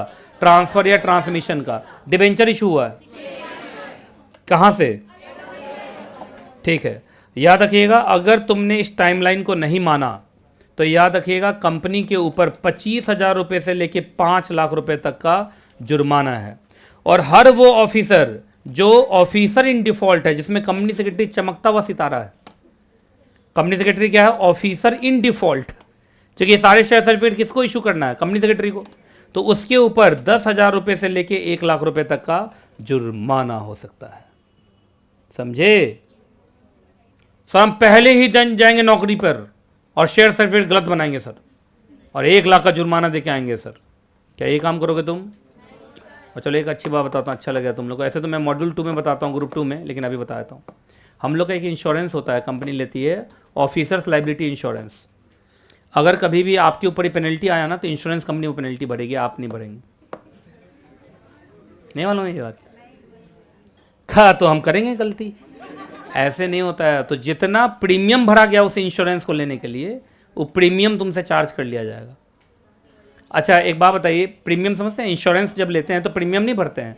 और सुनिए दूसरा, एक्चुअली वो ग्रुप 2 में इसलिए बताता हूँ क्योंकि ग्रुप 2 में सिक्योरिटी लॉ है। जो बच्चा आजकल सिक्योरिटी लॉ पढ़ रहा है वहाँ छोटा से छोटा पेनल्टी भी 25 करोड़ 1 करोड़ ऐसे है। इसलिए आप बताइए, कंपनी सेक्रेटरी को बने हुए 2 साल हुए हैं, उसका तो 25 करोड़ कमाया नहीं होगा बेचारा, 25 करोड़ पेनल्टी लग जाएगा। इसलिए कंपनी इंश्योरेंस लेके रखती है। लेकिन एक बात बताइए, कंपनी पेनल्टी भर सकती है, जेल तो नहीं जाएगी आपके बदले। कहा सर जेल हो गया, इंश्योरेंस कंपनी जेल जाएगी? जेल तो आप ही को जाना पड़ेगा ना। ऊपर से आपके ऊपर बार बार पेनल्टी लग रहा है, तो आपका जो नाम है वो तो ख़राब हुआ ना, तब इमेज तो ख़राब हुआ ना। तो ऐसी नौबत ना आए। आप जानते हैं जब भी हम इंश्योरेंस लेते हैं, जैसे हम मेडिक्लेम लेते हैं, सुना है मेडिक्लेम? तो क्या कोई चाहता है कि मेडिक्लेम को यूज़ करें? एक वही इंश्योरेंस ऐसा है, अच्छा एक लाइफ इंश्योरेंस भी है, जो चाहता है कि ड्यू ना हो, जो क्या ना हो, ड्यू ना हो। तो ऐसे ही ऑफिसर्स लायबिलिटी इंश्योरेंस भी भगवान करे कभी ड्यू ना हो, प्रीमियम मुफ्त में जाए, लेकिन आप पर कभी पेनल्टी ना लगे। हेडिंग बोलो। है कंपनी पे अलग और ऑफिसर्स पे अलग है, हाँ दोनों पे अलग अलग। चलो हेडिंग बोलो। बोल ही नहीं रहा कोई। अच्छा सुनो इधर देखो, इसको यहाँ पे लिख देना हिंदी में, है ना, शेयर सर्टिफिकेट का खुले करवाना का। ये क्या वो लिखवा रहे हैं आप देखना, आपको समझना जरूरी है ना। वर्ड्स पे ध्यान दिया तो दिक्कत हो जाएगा। खुले करवाना, चेंज करवाना, चेंज नहीं मतलब खुले करवाना ही लिखो एग्जैक्ट। एग्जाम में मत लिखना खुले करवाना, ठीक है? खुले समझते हैं क्या होता है खुले करवाना? हाँ चेंज करवाना, पर चेंज लिखेंगे तो आप नहीं समझ पाओगे, क्योंकि चेंज का 100 मतलब है, खुले का मतलब तो भाई चलो किसी के पास 10 रुपये का नोट है क्या? जरा दिखाना तो, 10 रुपये का नोट है? हाँ पेटीएम कर दूँ क्या? मुझे नोट ही है, 5 का नोट है, 10 रुपये। उधर से पीछे से एक बच्चा दिखा रहा है, इधर आगे वाला किसी के पास है? वो जब तक वो आएगा हो बच्चा तो इधर से उड़ाऊंगा आप पर, है? लाओ लाओ। चलो आज एक बिस्किट का डब्बा तो हो ही जाएगा, है ना। सुनिए, ये 10 रुपया है ना, ये 10 रुपया है, देखो इधर देखो, एक 10 रुपये का नोट है। मान लो इसे मुझे 5 रुपया देना है, तो क्या मैं इसको फाड़ के दे सकता हूँ? उसका तो जान, हाँ नहीं, इसी से घर जाना है, जल्दी बोलो। क्या हम 10 रुपये को ऐसे फाड़ दें तो क्या 5-5 रुपया 2 बन जाएगा क्या? या इसको 10 बार फाड़ दें तो 1-1 रुपया का 10 बन जाएगा क्या? नहीं बनेगा ना। हाँ इसका क्या कराना पड़ेगा? खुले करवाना पड़ेगा। जैसे मुझे, हाँ अगर मुझे मान लीजिए 2 लोगों को 5-5 रुपया देना है, तो मुझे किसी के यहाँ 10 रुपया देके 2 5 रुपये का सिक्का लेना पड़ेगा, और फिर मैं दोनों को 5-5 रुपया दे दूंगा। यही कहानी है ना। ये लो, ये लो भाई, है ना। कहा आपने ठीक से पढ़ाया नहीं हमें, आप फाड़ना चाहिए था आपको। तो सुनो ऐसे ही है, मान लो इधर देखना, जैसे यही बच्ची है, क्या नाम है आपका? सोनम। सोनम को एक शेयर सर्टिफिकेट दिया गया, ठीक है जी, ये एक शेयर सर्टिफिकेट है, और शेयर सर्टिफिकेट पे इनको 100 शेयर्स दिए गए। क्या दिए गए हैं? तो शेयर सर्टिफिकेट तो एक ही है ना, नहीं समझे? जैसे मान लो सोनम को देखते हुए शेयर सर्टिफिकेट नंबर 420 है, तो शेयर सर्टिफिकेट देखिए। अच्छा सोनम इसमें से 50 शेयर बेचना चाहती है, तो कैसे बेचेगी? तो याद रखना, सुनिए, बहुत सारे लोगों को ऐसा लगता है कि सर हम हो सकता है कि बाद में अपना शेयर्स बेचें, और बेचे तो पूरा ना बेचे। देखो अगर पूरा 100 का 100 बेचती तो कोई दिक्कत नहीं था, ये शेयर सभी उठा के दे देती जिसको बेच रही, लेकिन इसको बेचना 50 ही है, तो दिक्कत नहीं हो जाएगा। तो ये कंपनी के पास जाके पहले अपने शेयर सर्टिफिकेट को 2 पार्ट में स्प्लिट करवाएगी। क्या करवाएगी? स्प्लिट करवाएगी। तो मैं ये बोल रहा हूँ, क्या स्प्लिटिंग का फैसिलिटी होता है क्या कंपनी में? जैसे मालूम चला इसको 100 शेयर्स इशू करना है, ये शुरू से बोल रही है एक शेयर सर्टिफिकेट मत दीजिएगा भाई, 10-10 का 10 दीजिएगा, तो क्या ये कंपनी कर देगी? आराम से। अच्छा जरूरी जिस समय इशू हो रहा उसी समय हो, या कभी भी करवा सकती है? यस। तो आइए लिखा, स्प्लिट सर्टिफिकेट का मतलब आपने क्या कर दिया? सेपरेट सर्टिफिकेट करवा दिया। किसका? अपने पूरे होल्डिंग के एक पोर्शन का। जैसे 100 शेयर्स का एक शेयर सर्टिफिकेट था, 50-50 का क्या बनवा लिया? 2, या 25-25 का क्या बनवा लिया? 4, या 10-10 का कितना बनवा लिया? 10। ये समझ में आया? तो ये करवा सकते हैं, उसमें कोई दिक्कत वाली बात नहीं है। अच्छा क्यों लोग ऐसा करते हैं? उनको बेनिफिट मिलेगा कब? अगर वो ट्रांसफर कर रहे हैं, सेल कर रहे हैं, मॉर्टगेज कर रहे हैं इन स्मॉल लॉट्स। सबसे इंपॉर्टेंट वर्ड क्या था? स्मॉल लॉट्स में करेंगे, है ना। और इससे इनके बड़ा अच्छा फायदा होगा कि वो चाहें तो जितने शेयर्स हैं उतना सर्टिफिकेट भी मंगवा सकते हैं। जैसे इन्होंने 100 शेयर लिया तो क्या ये 100 शेयर सर्टिफिकेट मंगवा सकते हैं, एक एक का 100, है ना। तो तुम लोग क्या बोलोगे, सर ज़्यादा है तो अच्छा है, हम हमेशा ऐसे ही करेंगे। नहीं, आपको दिक्कत हो जाएगा बाद में। देखो अगर आपको सच में बेचना है एक एक करके तो करवाओ, लेकिन आपको लगता है कि हमें बेचना उचना नहीं है तो क्यों 100 शेयर्स के लिए 100 शेयर सर्टिफिकेट उसको रखना, उसका सेफ कीपिंग करना मुश्किल हो जाएगा।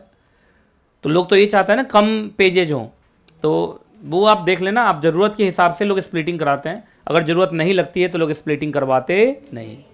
ये समझ में आ गया। चलिए आगे चलें, बोलो अगला कौन है। बोल ही नहीं रहा कोई। Punishment for personation. ये आपके पास पुरानी बुक गई हुई है क्या? ये पुराने एडिशन की बुक गई हुई है, न्यू एडिशन का बुक दे देना। कोई नहीं है न्यू एडिशन बुक? नहीं है यहाँ किसी के पास तीनों में से? पुराने एडिशन न्यू एडिशन में डिफरेंस है ना, नए में AYK है, पुराने में AYK नहीं है। तो ये इधर देखना मेरी तरफ, पर्सोनेशन का मतलब क्या होता है बताओ पहले। पर्सोनेशन का मतलब क्या होता है? हवा, दिखावा। हाँ सही बोल रही है। पर्सोनेशन का मतलब ये होता है जो आप हैं नहीं वो दिखा रहे हैं, जो आप हैं नहीं वो दिखा रहे हैं, है ना। एक्चुअली आइडेंटिटी आप क्या करते हैं, चुराते हैं, है ना। आइडेंटिटी चुराते हैं आप। जैसे मान लीजिए, ध्यान से सुनिएगा जो मैं बोल रहा हूँ। एक फिल्म देखा होगा आपने, उसका नाम था स्पेशल 26, देखे हो? अक्षय कुमार उसमें डुप्लीकेट इनकम टैक्स का टीम बना के और ये लोग छापा वापा मारता है, तो वो पर्सोनेट करता है। वो क्या करता है? पर्सोनेट करता है। जैसे सुनिए, इधर सुनिए, जैसे मालूम चला, इधर देखिए, मालूम चला ये IAS ऑफिसर नहीं है। मान लो ये IAS ऑफिसर नहीं है, UPSC का एक एग्जाम आज तक इससे नहीं निकला, और मार्केट में दूसरे को क्या समझा रहा है कि मैं IAS हूँ।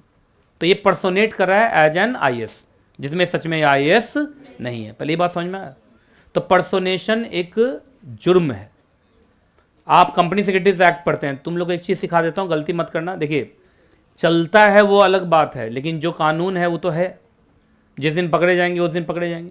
बहुत बच्चे को मैं देखता हूँ वो अपने नाम के साथ कंपनी सेक्रेटरी या CS वर्ड जोड़ लेते हैं, CS बने बिना। जैसे एक दो बच्चा, जब मैं YouTube लाइव पे रहता हूँ तो मेरे स्टूडेंट सबका नाम रखे हुआ है FCS या CS। तो आपको मैं बता रहा हूँ, मतलब मुझे कोई दिक्कत नहीं, आप रखो, अच्छा लगता है कि चलो भाई कम से कम तुम CS प्रोफेशन से जुड़े हो, पर ये अलाउड नहीं है। कंपनी सेक्रेटरीज एक्ट, कंपनी सचिव अधिनियम में आप जब CS एक्ट पढ़ेंगे उसमें साफ लिखा हुआ है कि if you are not a member of ICSI, अगर आप ICSI के मेंबर नहीं हैं और आप पर्सोनेट कर रहे हैं कि आप ICSI के मेंबर हैं, तो 25,000 रुपये तक का जुर्माना है। मतलब 25,000 रुपये से लेके 5 लाख का तक का जुर्माना है, और आप पे क्रिमिनल केस भी बनाया जा सकता है। जो एक्शन कौन लेगा? ICSI लेगा, हम लोग कौन लेंगे? अब जैसे CS का लोगो मैं यूज़ करता हूँ, मैं अपने कार पे यूज़ करता हूँ या मैं अपने बोर्ड पे लगाता हूँ, तो मैं यूज़ कर सकता हूँ क्योंकि मैं मेंबर हूँ। लेकिन कोई आदमी ऐसा जो CA है और CS का कोचिंग चला रहा है और CS का लोगो यूज़ कर रहा है, तो वो यूज़ नहीं कर सकता, उस पर केस हो सकता है। ये आप समझ लीजिए। आप समझ रहे हैं जो मैं बताना चाह रहा हूँ? वो यूज़ नहीं कर सकते हैं। अब आप बोलोगे कि सर उनके यहाँ कोई टीचर पढ़ाता होगा, वो CS होगा, उसके पास मेंबरशिप नंबर होगा, लेकिन जो ओनर है, जिस ओनर का नाम लिखा हुआ उसके साथ CS का लोगो कैसे? आप ये समझो ना, वो तो इलीगल हो गया ना। आप मेरी बात को, मेरे से CS Nitesh Kumar Jaiswal CS classes, तो मैं CS का लोगो यूज़ कर रहा हूँ क्योंकि बोर्ड पर CS नितेश कुमार जायसवाल लिखा हुआ है, लेकिन बोर्ड पे किसी CA का नाम लिखा हुआ है और CS का लोगो लगा हुआ है, तो इलीगल है। अब वो बोलेगा मेरी टीम में कुछ CS हैं, तो CS उस टीम का नाम क्यों नहीं लिखा हुआ ऊपर? बोर्ड पे तो दोनों CA का नाम दिख रहा है या तीनों CA का नाम दिख रहा है, और CS का लोगो यूज़ कर रहे हैं आप, तो आप पर केस हो सकता है। जैसे मैं CA नहीं हूँ ना, तो क्या मैं CA का लोगो यूज़ कर सकता हूँ क्या? एकदम नहीं। ना मैं अपने कार पे CA का लोगो यूज़ कर सकता हूँ, ना अपने बोर्ड पे यूज़ कर सकता हूँ। इसको कहते हैं पर्सोनेशन। क्या कहते हैं? जैसे मैं CA नहीं हूँ लेकिन CA का लोगो यूज़ कर रहा हूँ, तो लोगो क्या लग रहा है? CA, तो गलत पर्सोनेट कर रहा हूँ ना। समझे? तो इस बात का थोड़ा ध्यान रखना। तुम लोग स्टूडेंट हो, स्टूडेंट के भी बहुत सारे रेगुलेशंस हैं आईसीएसआई के, कंपनी सेक्रेटरीज रेगुलेशन पढ़ा होगा। ये आईसीएसआई के मॉड्यूल में भी पेज पर लिखा रहता है कि कंपनी सेक्रेटरीज रेगुलेशन, और उसमें लिखा रहता है आईसीएसआई आपका नाम काट सकता है अपने रजिस्टर से। तो ये सब बात का थोड़ा ध्यान रखना, समझे। चलो बाकी तुम सीएस लिखते हो, मुझे उसमें कोई परेशानी, मुझे क्या ही परेशानी होगा, मेरा बच्चा प्रोफेशन से जुड़ रहा है, अच्छी बात है। हाँ कोई बच्चा एफसीएस लिख लिया तो बोला फ्यूचर कंपनी सेक्रेटरी लिखा हमने, तो बात अलग है। लेकिन कंपनी सेक्रेटरीज एक्ट में ये भी वर्ड है एफसीएस, एसीएस, कंपनी सेक्रेटरी, नाम के पहले सीएस आप नहीं लगा सकते हैं। माइनर हुआ तो माइनर की तरह से केस होगा, पर केस होगा। आजकल माइनर कम नहीं होता है, तुम बताया था ना। हाँ तुम्हें क्या लगता है माइनर का जुवेलाइन बोर्ड का नाम सुना है? एक जुवेलाइन जस्टिस बोर्ड है, वहां तुम्हारा केस जाएगा। तुम माइनर हो गया तो कौन से माइनर के बारे में सोच रहे हो जो आने वाले समय में होगा? अच्छा अच्छा अच्छा, ठीक है ठीक है, चलो। अच्छा इस क्लास में कितने माइनर हैं? 18 से कम वाले, क्या मुन्नू चुन्नू सब है? 1 महीना बचा है बस।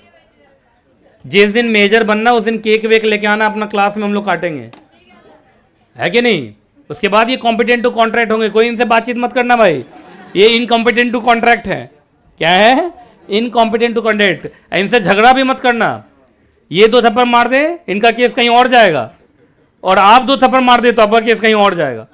ये अरे माइनर सब कम नहीं होता। अभी मुझे पता चला, अब ये बता रहा था कि सब मेरे इलाके में 14 साल का लड़का, सब 4 लड़का गया दूसरे मोहल्ले में और 4 लड़के को मार दिया।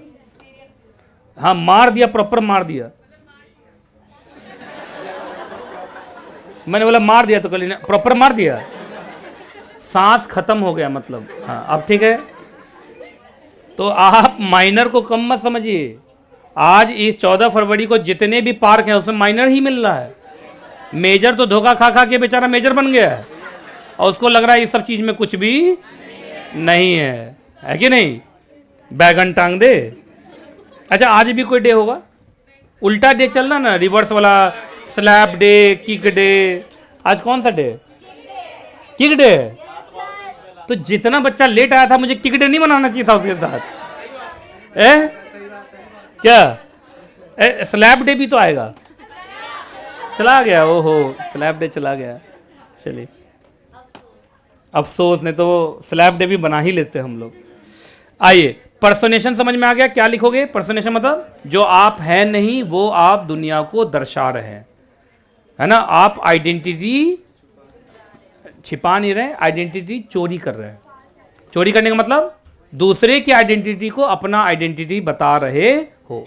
क्लियर है जी? मेरे तरफ देखो, अरे पीछे बच्चा सब देखो मेरी तरफ, इधर देखो। क्या हो गया? क्या बोले? बड़ा शर्मा रहा था वो। हाँ अच्छा कोई बात नहीं, शर्मा नहीं, चेहरा ही है सर। आइए, कुछ लोग मुस्कुराते हुए दिखते ही हैं, जैसे योगी आदित्यनाथ। वो देखा जब भी वो बोलते हैं ना तो लगता है कि वो हंस रहे हैं या, लेकिन वो अंदर से गुस्सा में रहते हैं। हाँ तो वही वाला हालत है। सुनिए इधर देखो, आप क्या पर्सोनेट कर रहे हैं? और भी देखिए, बोनाफाइड या डिसीटफुली। डिसीटफुली का मतलब, डिसीटफुली का मतलब धोखे से, धोखा देना चाह रहे हो, बैड इंटेंशन, मैलाफाइड इंटेंशन, फर्जीवाड़ा कहते हैं इसको। क्या कहते हैं? फर्जीवाड़ा, सुना होगा। आप क्या दिखा रहे हो दुनिया को? कि आप किसी कंपनी के शेयर होल्डर हो। देखो, ओनर ऑफ अ शेयर और इंटरेस्ट, इंटरेस्ट का मतलब डिवेंचर होल्डर हो, शेयर होल्डर हो, बॉन्ड होल्डर हो, जो तुम सच में नहीं हो, क्योंकि उसके पहले पर्सोनेट वर्ड लगा हुआ है, वो भी डिसीटफुली। डिसीटफुली का मतलब फर्जीवाड़े से। और सुनिए, हद तो तब है, इतना करने के बाद आपने कुछ शेयर्स कंपनी से ले भी लिया, आपने कुछ पैसा भी कंपनी से ले लिया।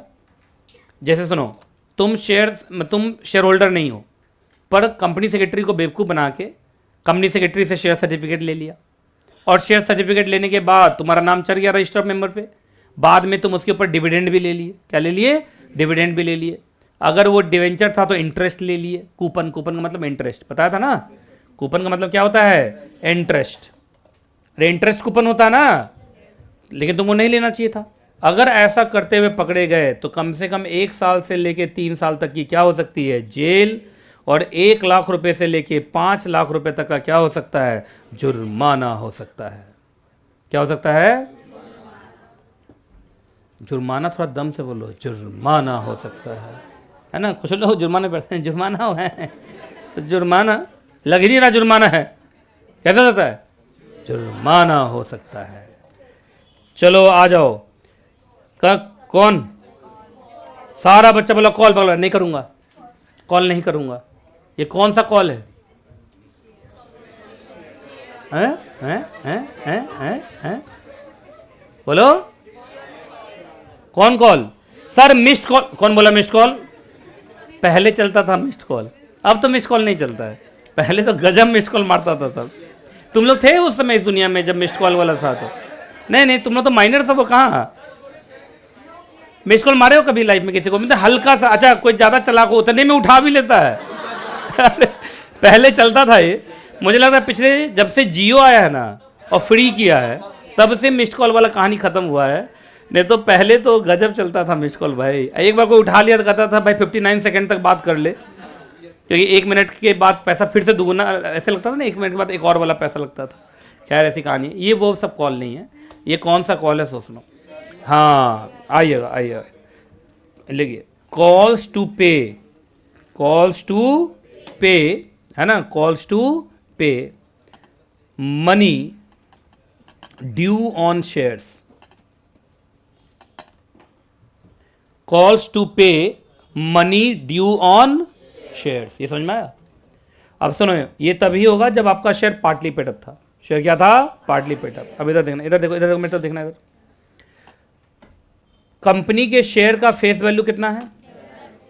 आपको याद होगा कि कंपनी को कम से कम 5% तो शेयर एप्लीकेशन मनी मांगना है, याद है? कम से कम शेयर एप्लीकेशन मनी क्या होना चाहिए? 5% होना चाहिए। कंपनीज एक्ट में लिखा हुआ है, पर सेबी ने सिक्योरिटी लॉ में 25% बोला हुआ है। तो आप मुझे बताओ मैं क्या लिखूं, सेबी वाला लिखूं या कंपनीज एक्ट वाला लिखूं? कंपनीज एक्ट वाला लिखूं। तो कम से कम 5% हो गया, तो ये हो गया 50 पैसे हैं, 50 पैसे मिनिमम है। तो बताओ ये बाकी पैसा क्या है? 9.5 रुपये क्या है? आपका ड्यू है। अब 9.5 रुपये को आप कैसे मंगवाएंगे? कॉल्स के थ्रू। कैसे थ्रू मंगवाएंगे? कॉल्स के थ्रू। ठीक है, आप कॉल्स में कितना कॉल करेंगे, क्या करेंगे, वो कंपनी डिसाइड करेगी। तो ऐसे कॉल जब करते हैं ऐसा क्या मतलब होता है? आप डिमांड करते हैं, कंपनी डिमांड करती है। Yes, call is a demand by the company.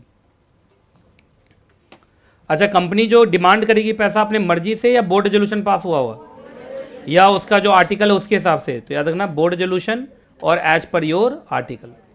तुम देखो ना, कॉल्स पे कोई सेक्शन नहीं लिखा हुआ है। देखो तो कॉल्स पे कोई सेक्शन है क्या? तो ये कॉल्स की सारी दुनिया कहाँ से चलती है? कंपनी के आर्टिकल ऑफ एसोसिएशन। यहाँ लिख देना AOA ओरिएंटेड कॉन्सेप्ट, लिखो जल्दी से, AOA ओरिएंटेड कॉन्सेप्ट। इसमें कोई सेक्शन होता नहीं। तो जो आपका आर्टिकल ऑफ एसोसिएशन कॉल्स के बारे में कहता होगा वही चलेगा। AOA ओरिएंटेड कॉन्सेप्ट, ठीक है जी। आइए, अच्छा ये डिमांड किसको किया गया? ऐसे टिक मारो, अपॉन इट्स शेयर होल्डर्स। क्यों कॉल किया गया है, क्यों डिमांड किया गया है? टू पे द होल और part of the balance still due on each class of shares allotted.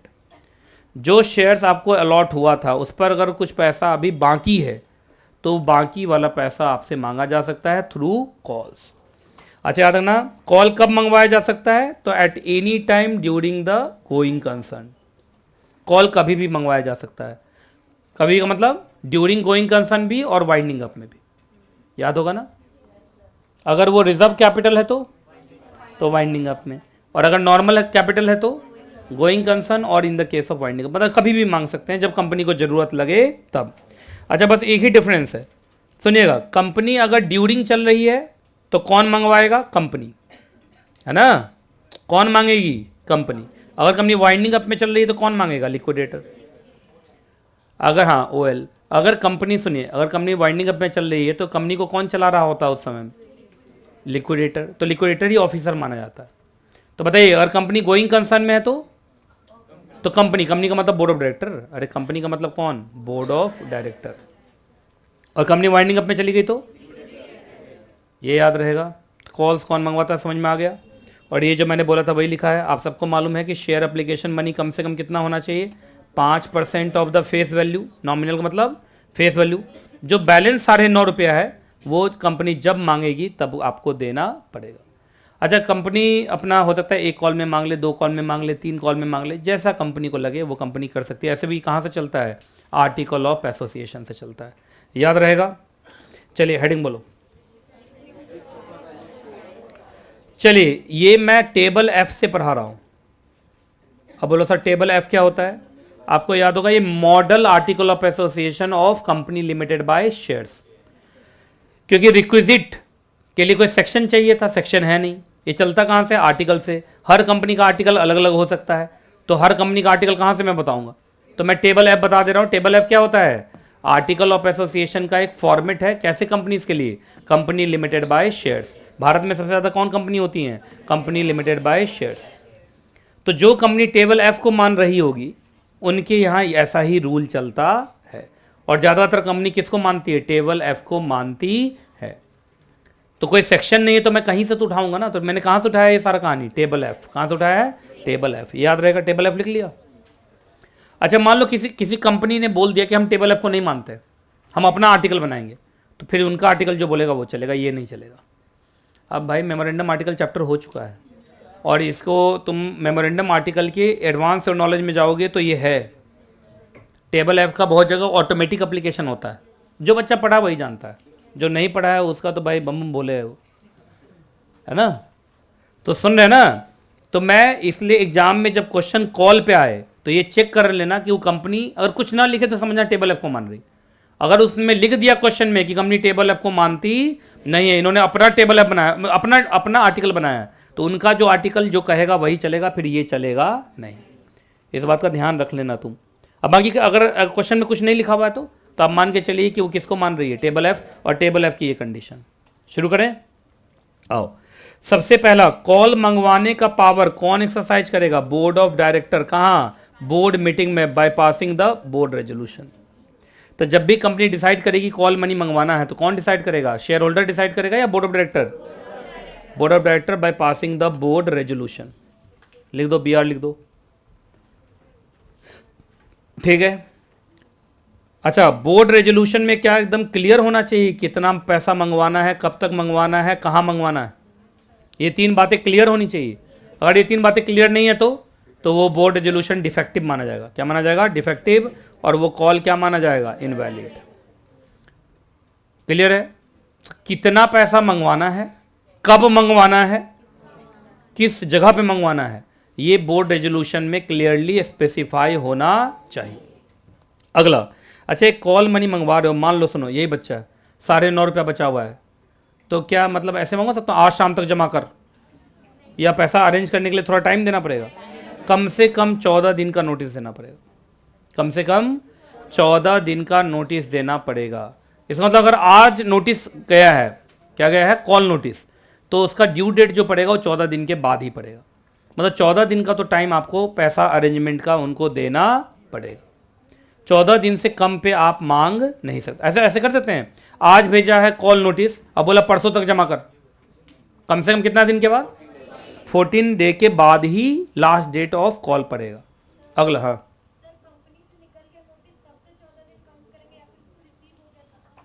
नहीं देखो, कंपनी जब भेजती है ना तो उसमें लिखती है date of issue of notice, वहां से काउंट होता है। जैसे कंपनी नोटिस बनाई तो नोटिस में नीचे कंपनी सेक्रेटरी साइन करेगा या डायरेक्टर साइन करेगा, उस पर जो डेट आएगा और जो तुम्हारा पेमेंट का डेट आएगा उसके बीच में कितना दिन का गैप होना चाहिए, 14 दिन का गैप होना चाहिए।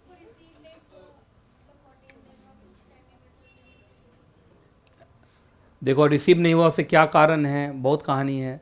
कंपनी जब भी कॉल मंगवाती है, ईमेल भी करती है, न्यूज़पेपर में भी छपवाती है, घर पे भी कॉल नोटिस भेजती है, कंपनी से भी ये प्रूफ करती है हमने अपने तरफ से भेजा है।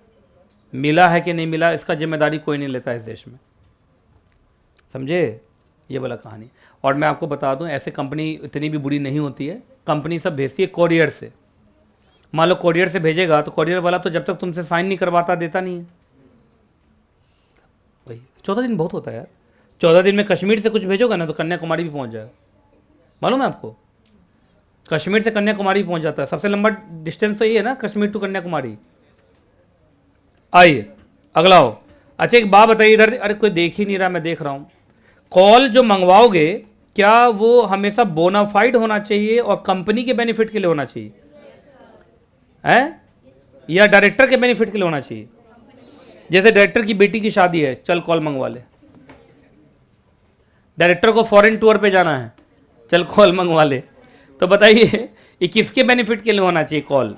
कंपनी के बेनिफिट के लिए या डायरेक्टर के पर्सनल बेनिफिट के लिए? कंपनी के बेनिफिट के लिए। कहाँ लिखा हुआ कंपनी के बेनिफिट के लिए होना चाहिए? अच्छा लिखा हुआ है।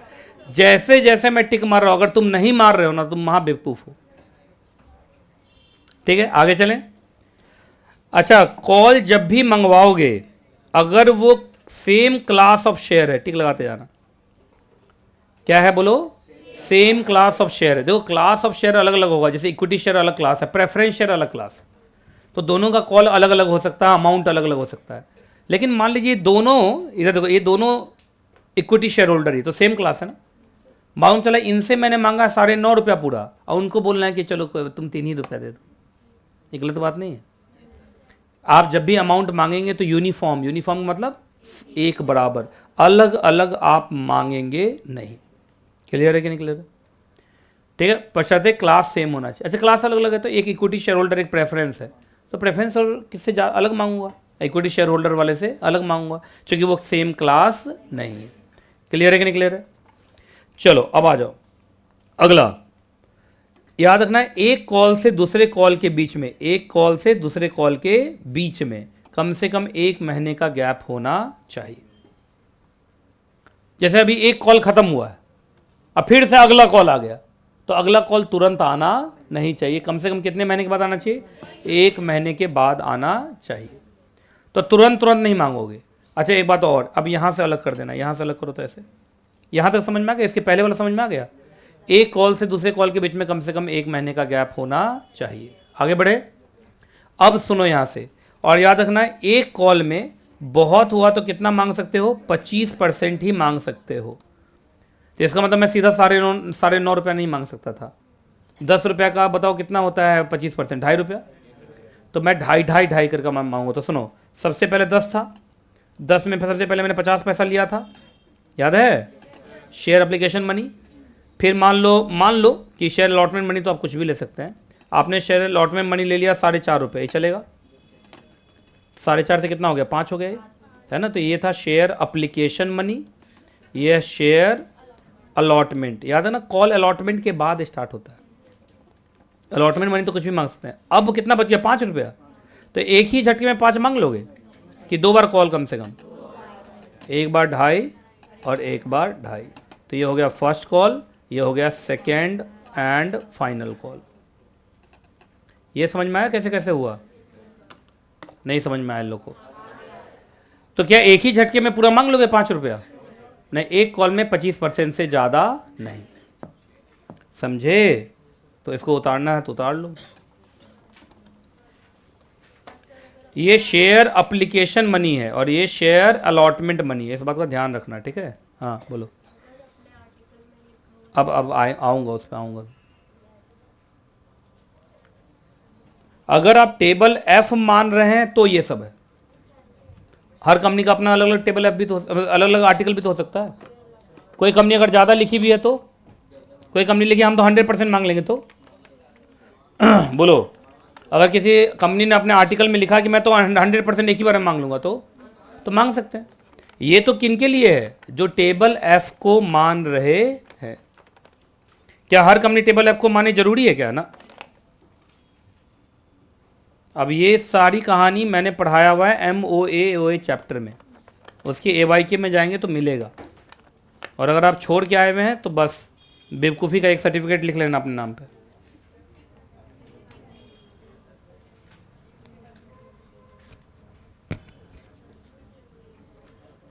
क्या हुआ? गर्मी है ना?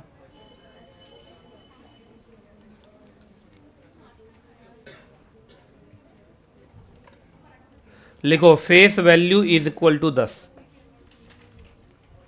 चलिए हटाऊं क्या? ऑनलाइन में महक अग्रवाल, गौरव, दीपिका दलाल, झलक वर्मा, बस इतने ही बच्चे लिख रहे हैं। बाकी बच्चे सब कहाँ गए? सर हमें भी किसी ने कॉल कर लिया है ना। चलिए आगे बढ़े।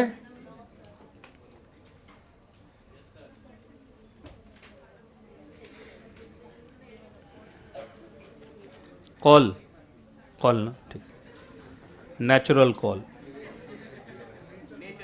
Nature call. चलो आ जाओ, हटाऊं क्या? चलो लिख लिया।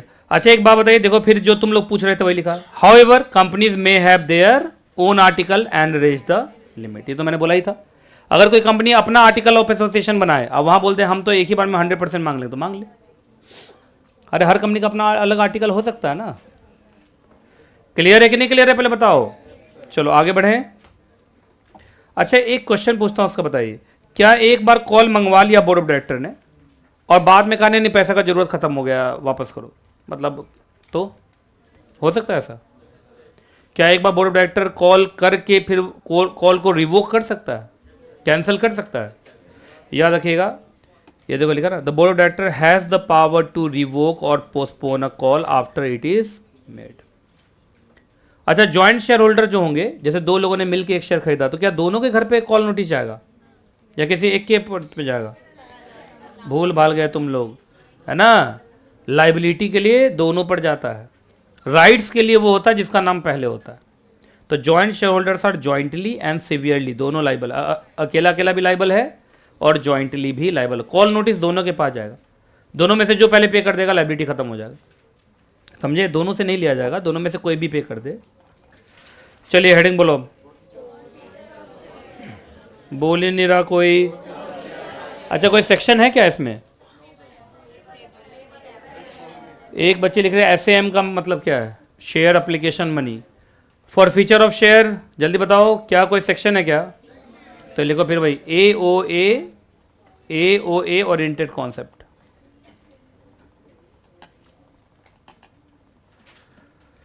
तो जो article of association oriented concept है उसमें तुम्हें क्वेश्चन में ये देखना पड़ेगा कि उस कंपनी का आर्टिकल कहता क्या है। जो उस कंपनी का आर्टिकल बोलेगा वही चलेगा। बाकी मैं कहां से ला रहा हूं ये सब? टेबल F से ला रहा हूं, है ना, ठीक है। अच्छा ये सारा किस पे लगेगा? जो कंपनी टेबल F को मानती होगी। अच्छा जो कंपनी टेबल F को ना मान के अपना अपना आर्टिकल अलग से बना रही है तब, तो जो उसका आर्टिकल कहेगा वो चलेगा। चलो फॉर फीचर का हिंदी होता है जब्त करना, लिखो जब्त करना, जब्त करना, जब्त लिखो। हाँ एकदम उर्दू में बोलेंगे तो जब्त करना। अरे शुद्ध उर्दू बहुत कम लोग बोल पाते हैं, है ना। जैसे जिसकी अच्छी डायलॉग डिलीवरी होती है, जैसे अजय देवगन, है ना। अजय देवगन एकदम बोल लेता, बढ़िया बोल लेता है। अजय देवगन का एक इंटरव्यू मैंने सुना था, उसके फादर का नाम वीरू देवगन, एक्शन डायरेक्टर। तो उससे बोला गया कि अजय देवगन साहब इतना अच्छा आप डायलॉग डिलीवरी कैसे करते हैं, मतलब इतना बढ़िया बोलते कैसे हैं? तो बोला कि मेरे पिताजी मुझे बचपन में समुद्र किनारे ले जाते थे और वहाँ पे मार्शल आर्ट ये सब सीखे हुआ है ना वो, तो मार्शल आर्ट सिखाते थे। मेरे मुंह पे एक छोटा सा पत्थर रख के और जीप पे अब बोलते थे कि तुम उर्दू मुझे बोलना सिखाते थे। आपने देखा होगा जो फिल्मों के डायलॉग्स होते हैं ज़्यादातर उर्दू में होते हैं, है ना। हाँ तो जुबां केसरी, है ना, हाँ बोलो जुबां केसरी, ठीक है।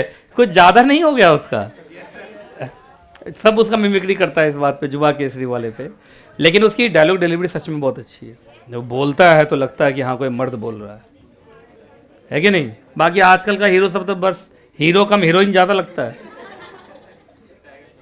टाइगर श्रॉफ तो गजब, वो वहाँ से यहाँ तक कूदते फांगते ही पहुँचेगा, सीधा तो पहुँच नहीं सकता। पर ठीक है चलो अपने दम पे बन रहा, अच्छी बात है, मुझे उसमें कोई दिक्कत नहीं है। एक वो तो है किसका, धवन करके कोई है, बहुत लोग उसके फ़ैन होंगे। नहीं है, बिल्कुल भी नहीं। वो पूरा गोविंदा का एक्टिंग करने की कोशिश करता है पर वो बन नहीं पाया। खैर अजय देवगन तो खैर वर्सेटाइल, मतलब उसका तो क्या ही कहना है। कोई फिल्म नहीं आ रही क्या उसकी? मैदान, शैतान भी उसी का है।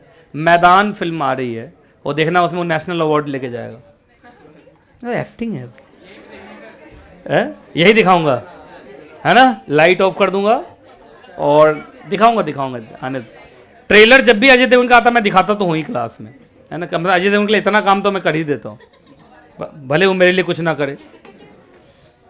देखो हम लोग भी कम, अजय देवगन से कम आदमी थोड़ी, वो मुझे नहीं जानता, मैं उसको नहीं जानता हूँ, सीधा सा बात है, बात बराबर है। आइए, for feature of shares. For feature का मतलब सुनो, पहले तुम्हें कॉल किया गया, क्या किया गया, कॉल, और तुमने कॉल का जवाब नहीं दिया, तो क्या कंपनी गुस्से में आ जाएगी क्या? अरे बोलो, कॉल का जवाब नहीं दे तो गुस्से में नहीं आएगी, तो कंपनी किस में आ जाएगी, गुस्से में, और तुम्हारा शेयर्स क्या कर लेगी, जब्त कर ले। अच्छा, जब्त कर लेगी इसका मतलब वो शेयर अब कंपनी का हो जाएगा, तुमने जितना पेमेंट कंपनी को कर दिया था वो भी गया। अब एग्जांपल देता हूं, इधर देखो, रुको, 10 रुपए का शेयर है, 10 रुपए का शेयर है ना, मालूम चला इस बच्ची ने इसमें 3 रुपया पे किया था, 3 रुपया क्या, ऑलरेडी पेड अप, बोल ही नहीं रहा, ऑलरेडी पेड अप। बैलेंस कितना है, बैलेंस कितना है, जल्दी बोलो, 7 के लिए कंपनी ने क्या किया, कॉल, लेकिन उस कॉल का जवाब नहीं आया, तो कंपनी शेयर को क्या कर लेगी, फॉरफिट। फॉरफिट करने का मतलब समझे, पूरा 10 रुपए का शेयर अब कंपनी का हो गया, जो 3 रुपया दी थी ये भी गया। नहीं समझ में आया, क्या 3 रुपया कंपनी वापस करेगी क्या इसको, नहीं, समझे। तो जब्त होने का मतलब लॉस है, जब्त होने का मतलब लॉस है, ठीक है। अब लाइन बाय लाइन पढ़ें, आ जाओ इधर देखो, if a member fails to pay a valid call, ये लो ऐसे टिक लगाओ जैसे मैंने टिक लगाया। बताइए फॉर फीचर कब होता है, if a member within the stipulated time the company after waiting for a reasonable period. इसका मतलब फिर से दोबारा नोटिस जाएगा, क्या ये सेकेंड नोटिस है?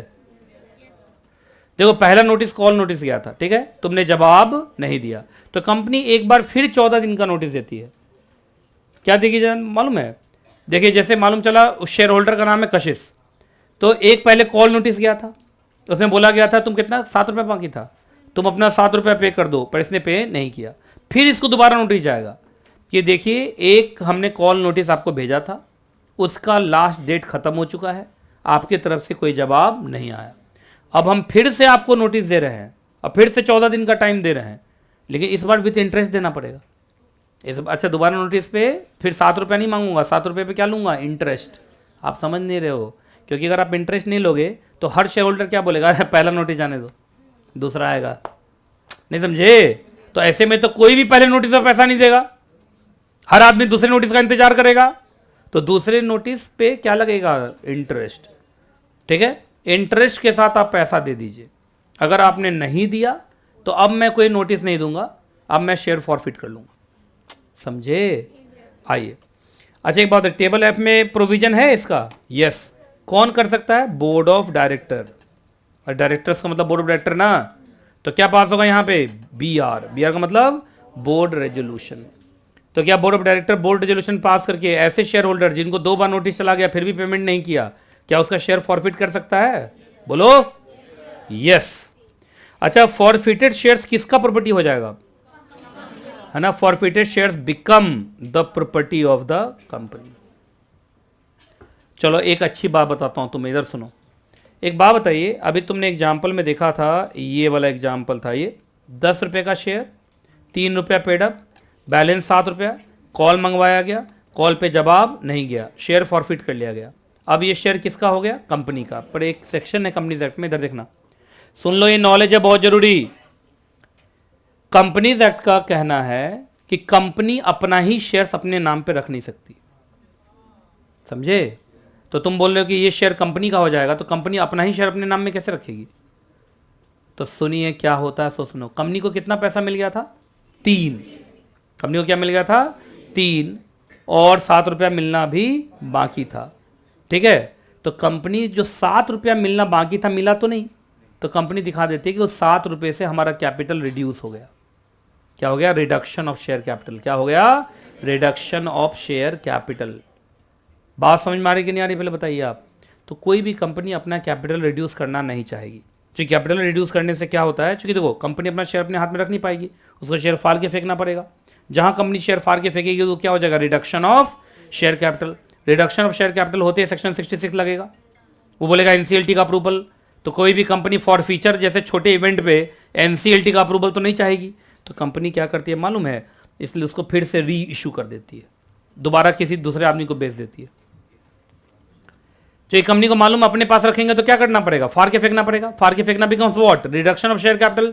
Reduction of share capital section number 66 क्या बोलता है, NCLT अप्रूवल। कौन इतना बड़ा अवंडर करेगा कि बाप रे बाप NCLT का अप्रूवल लेने जा रहा है, SR पास कर रहा है, आर्टिकल ऑफ एसोसिएशन। तुमने देखा था RSC 1, RSC 2, RSC 3, RSC 4, RSC 5, RSC 6, बड़ा लंबा चौड़ा प्रोसीजर था वो।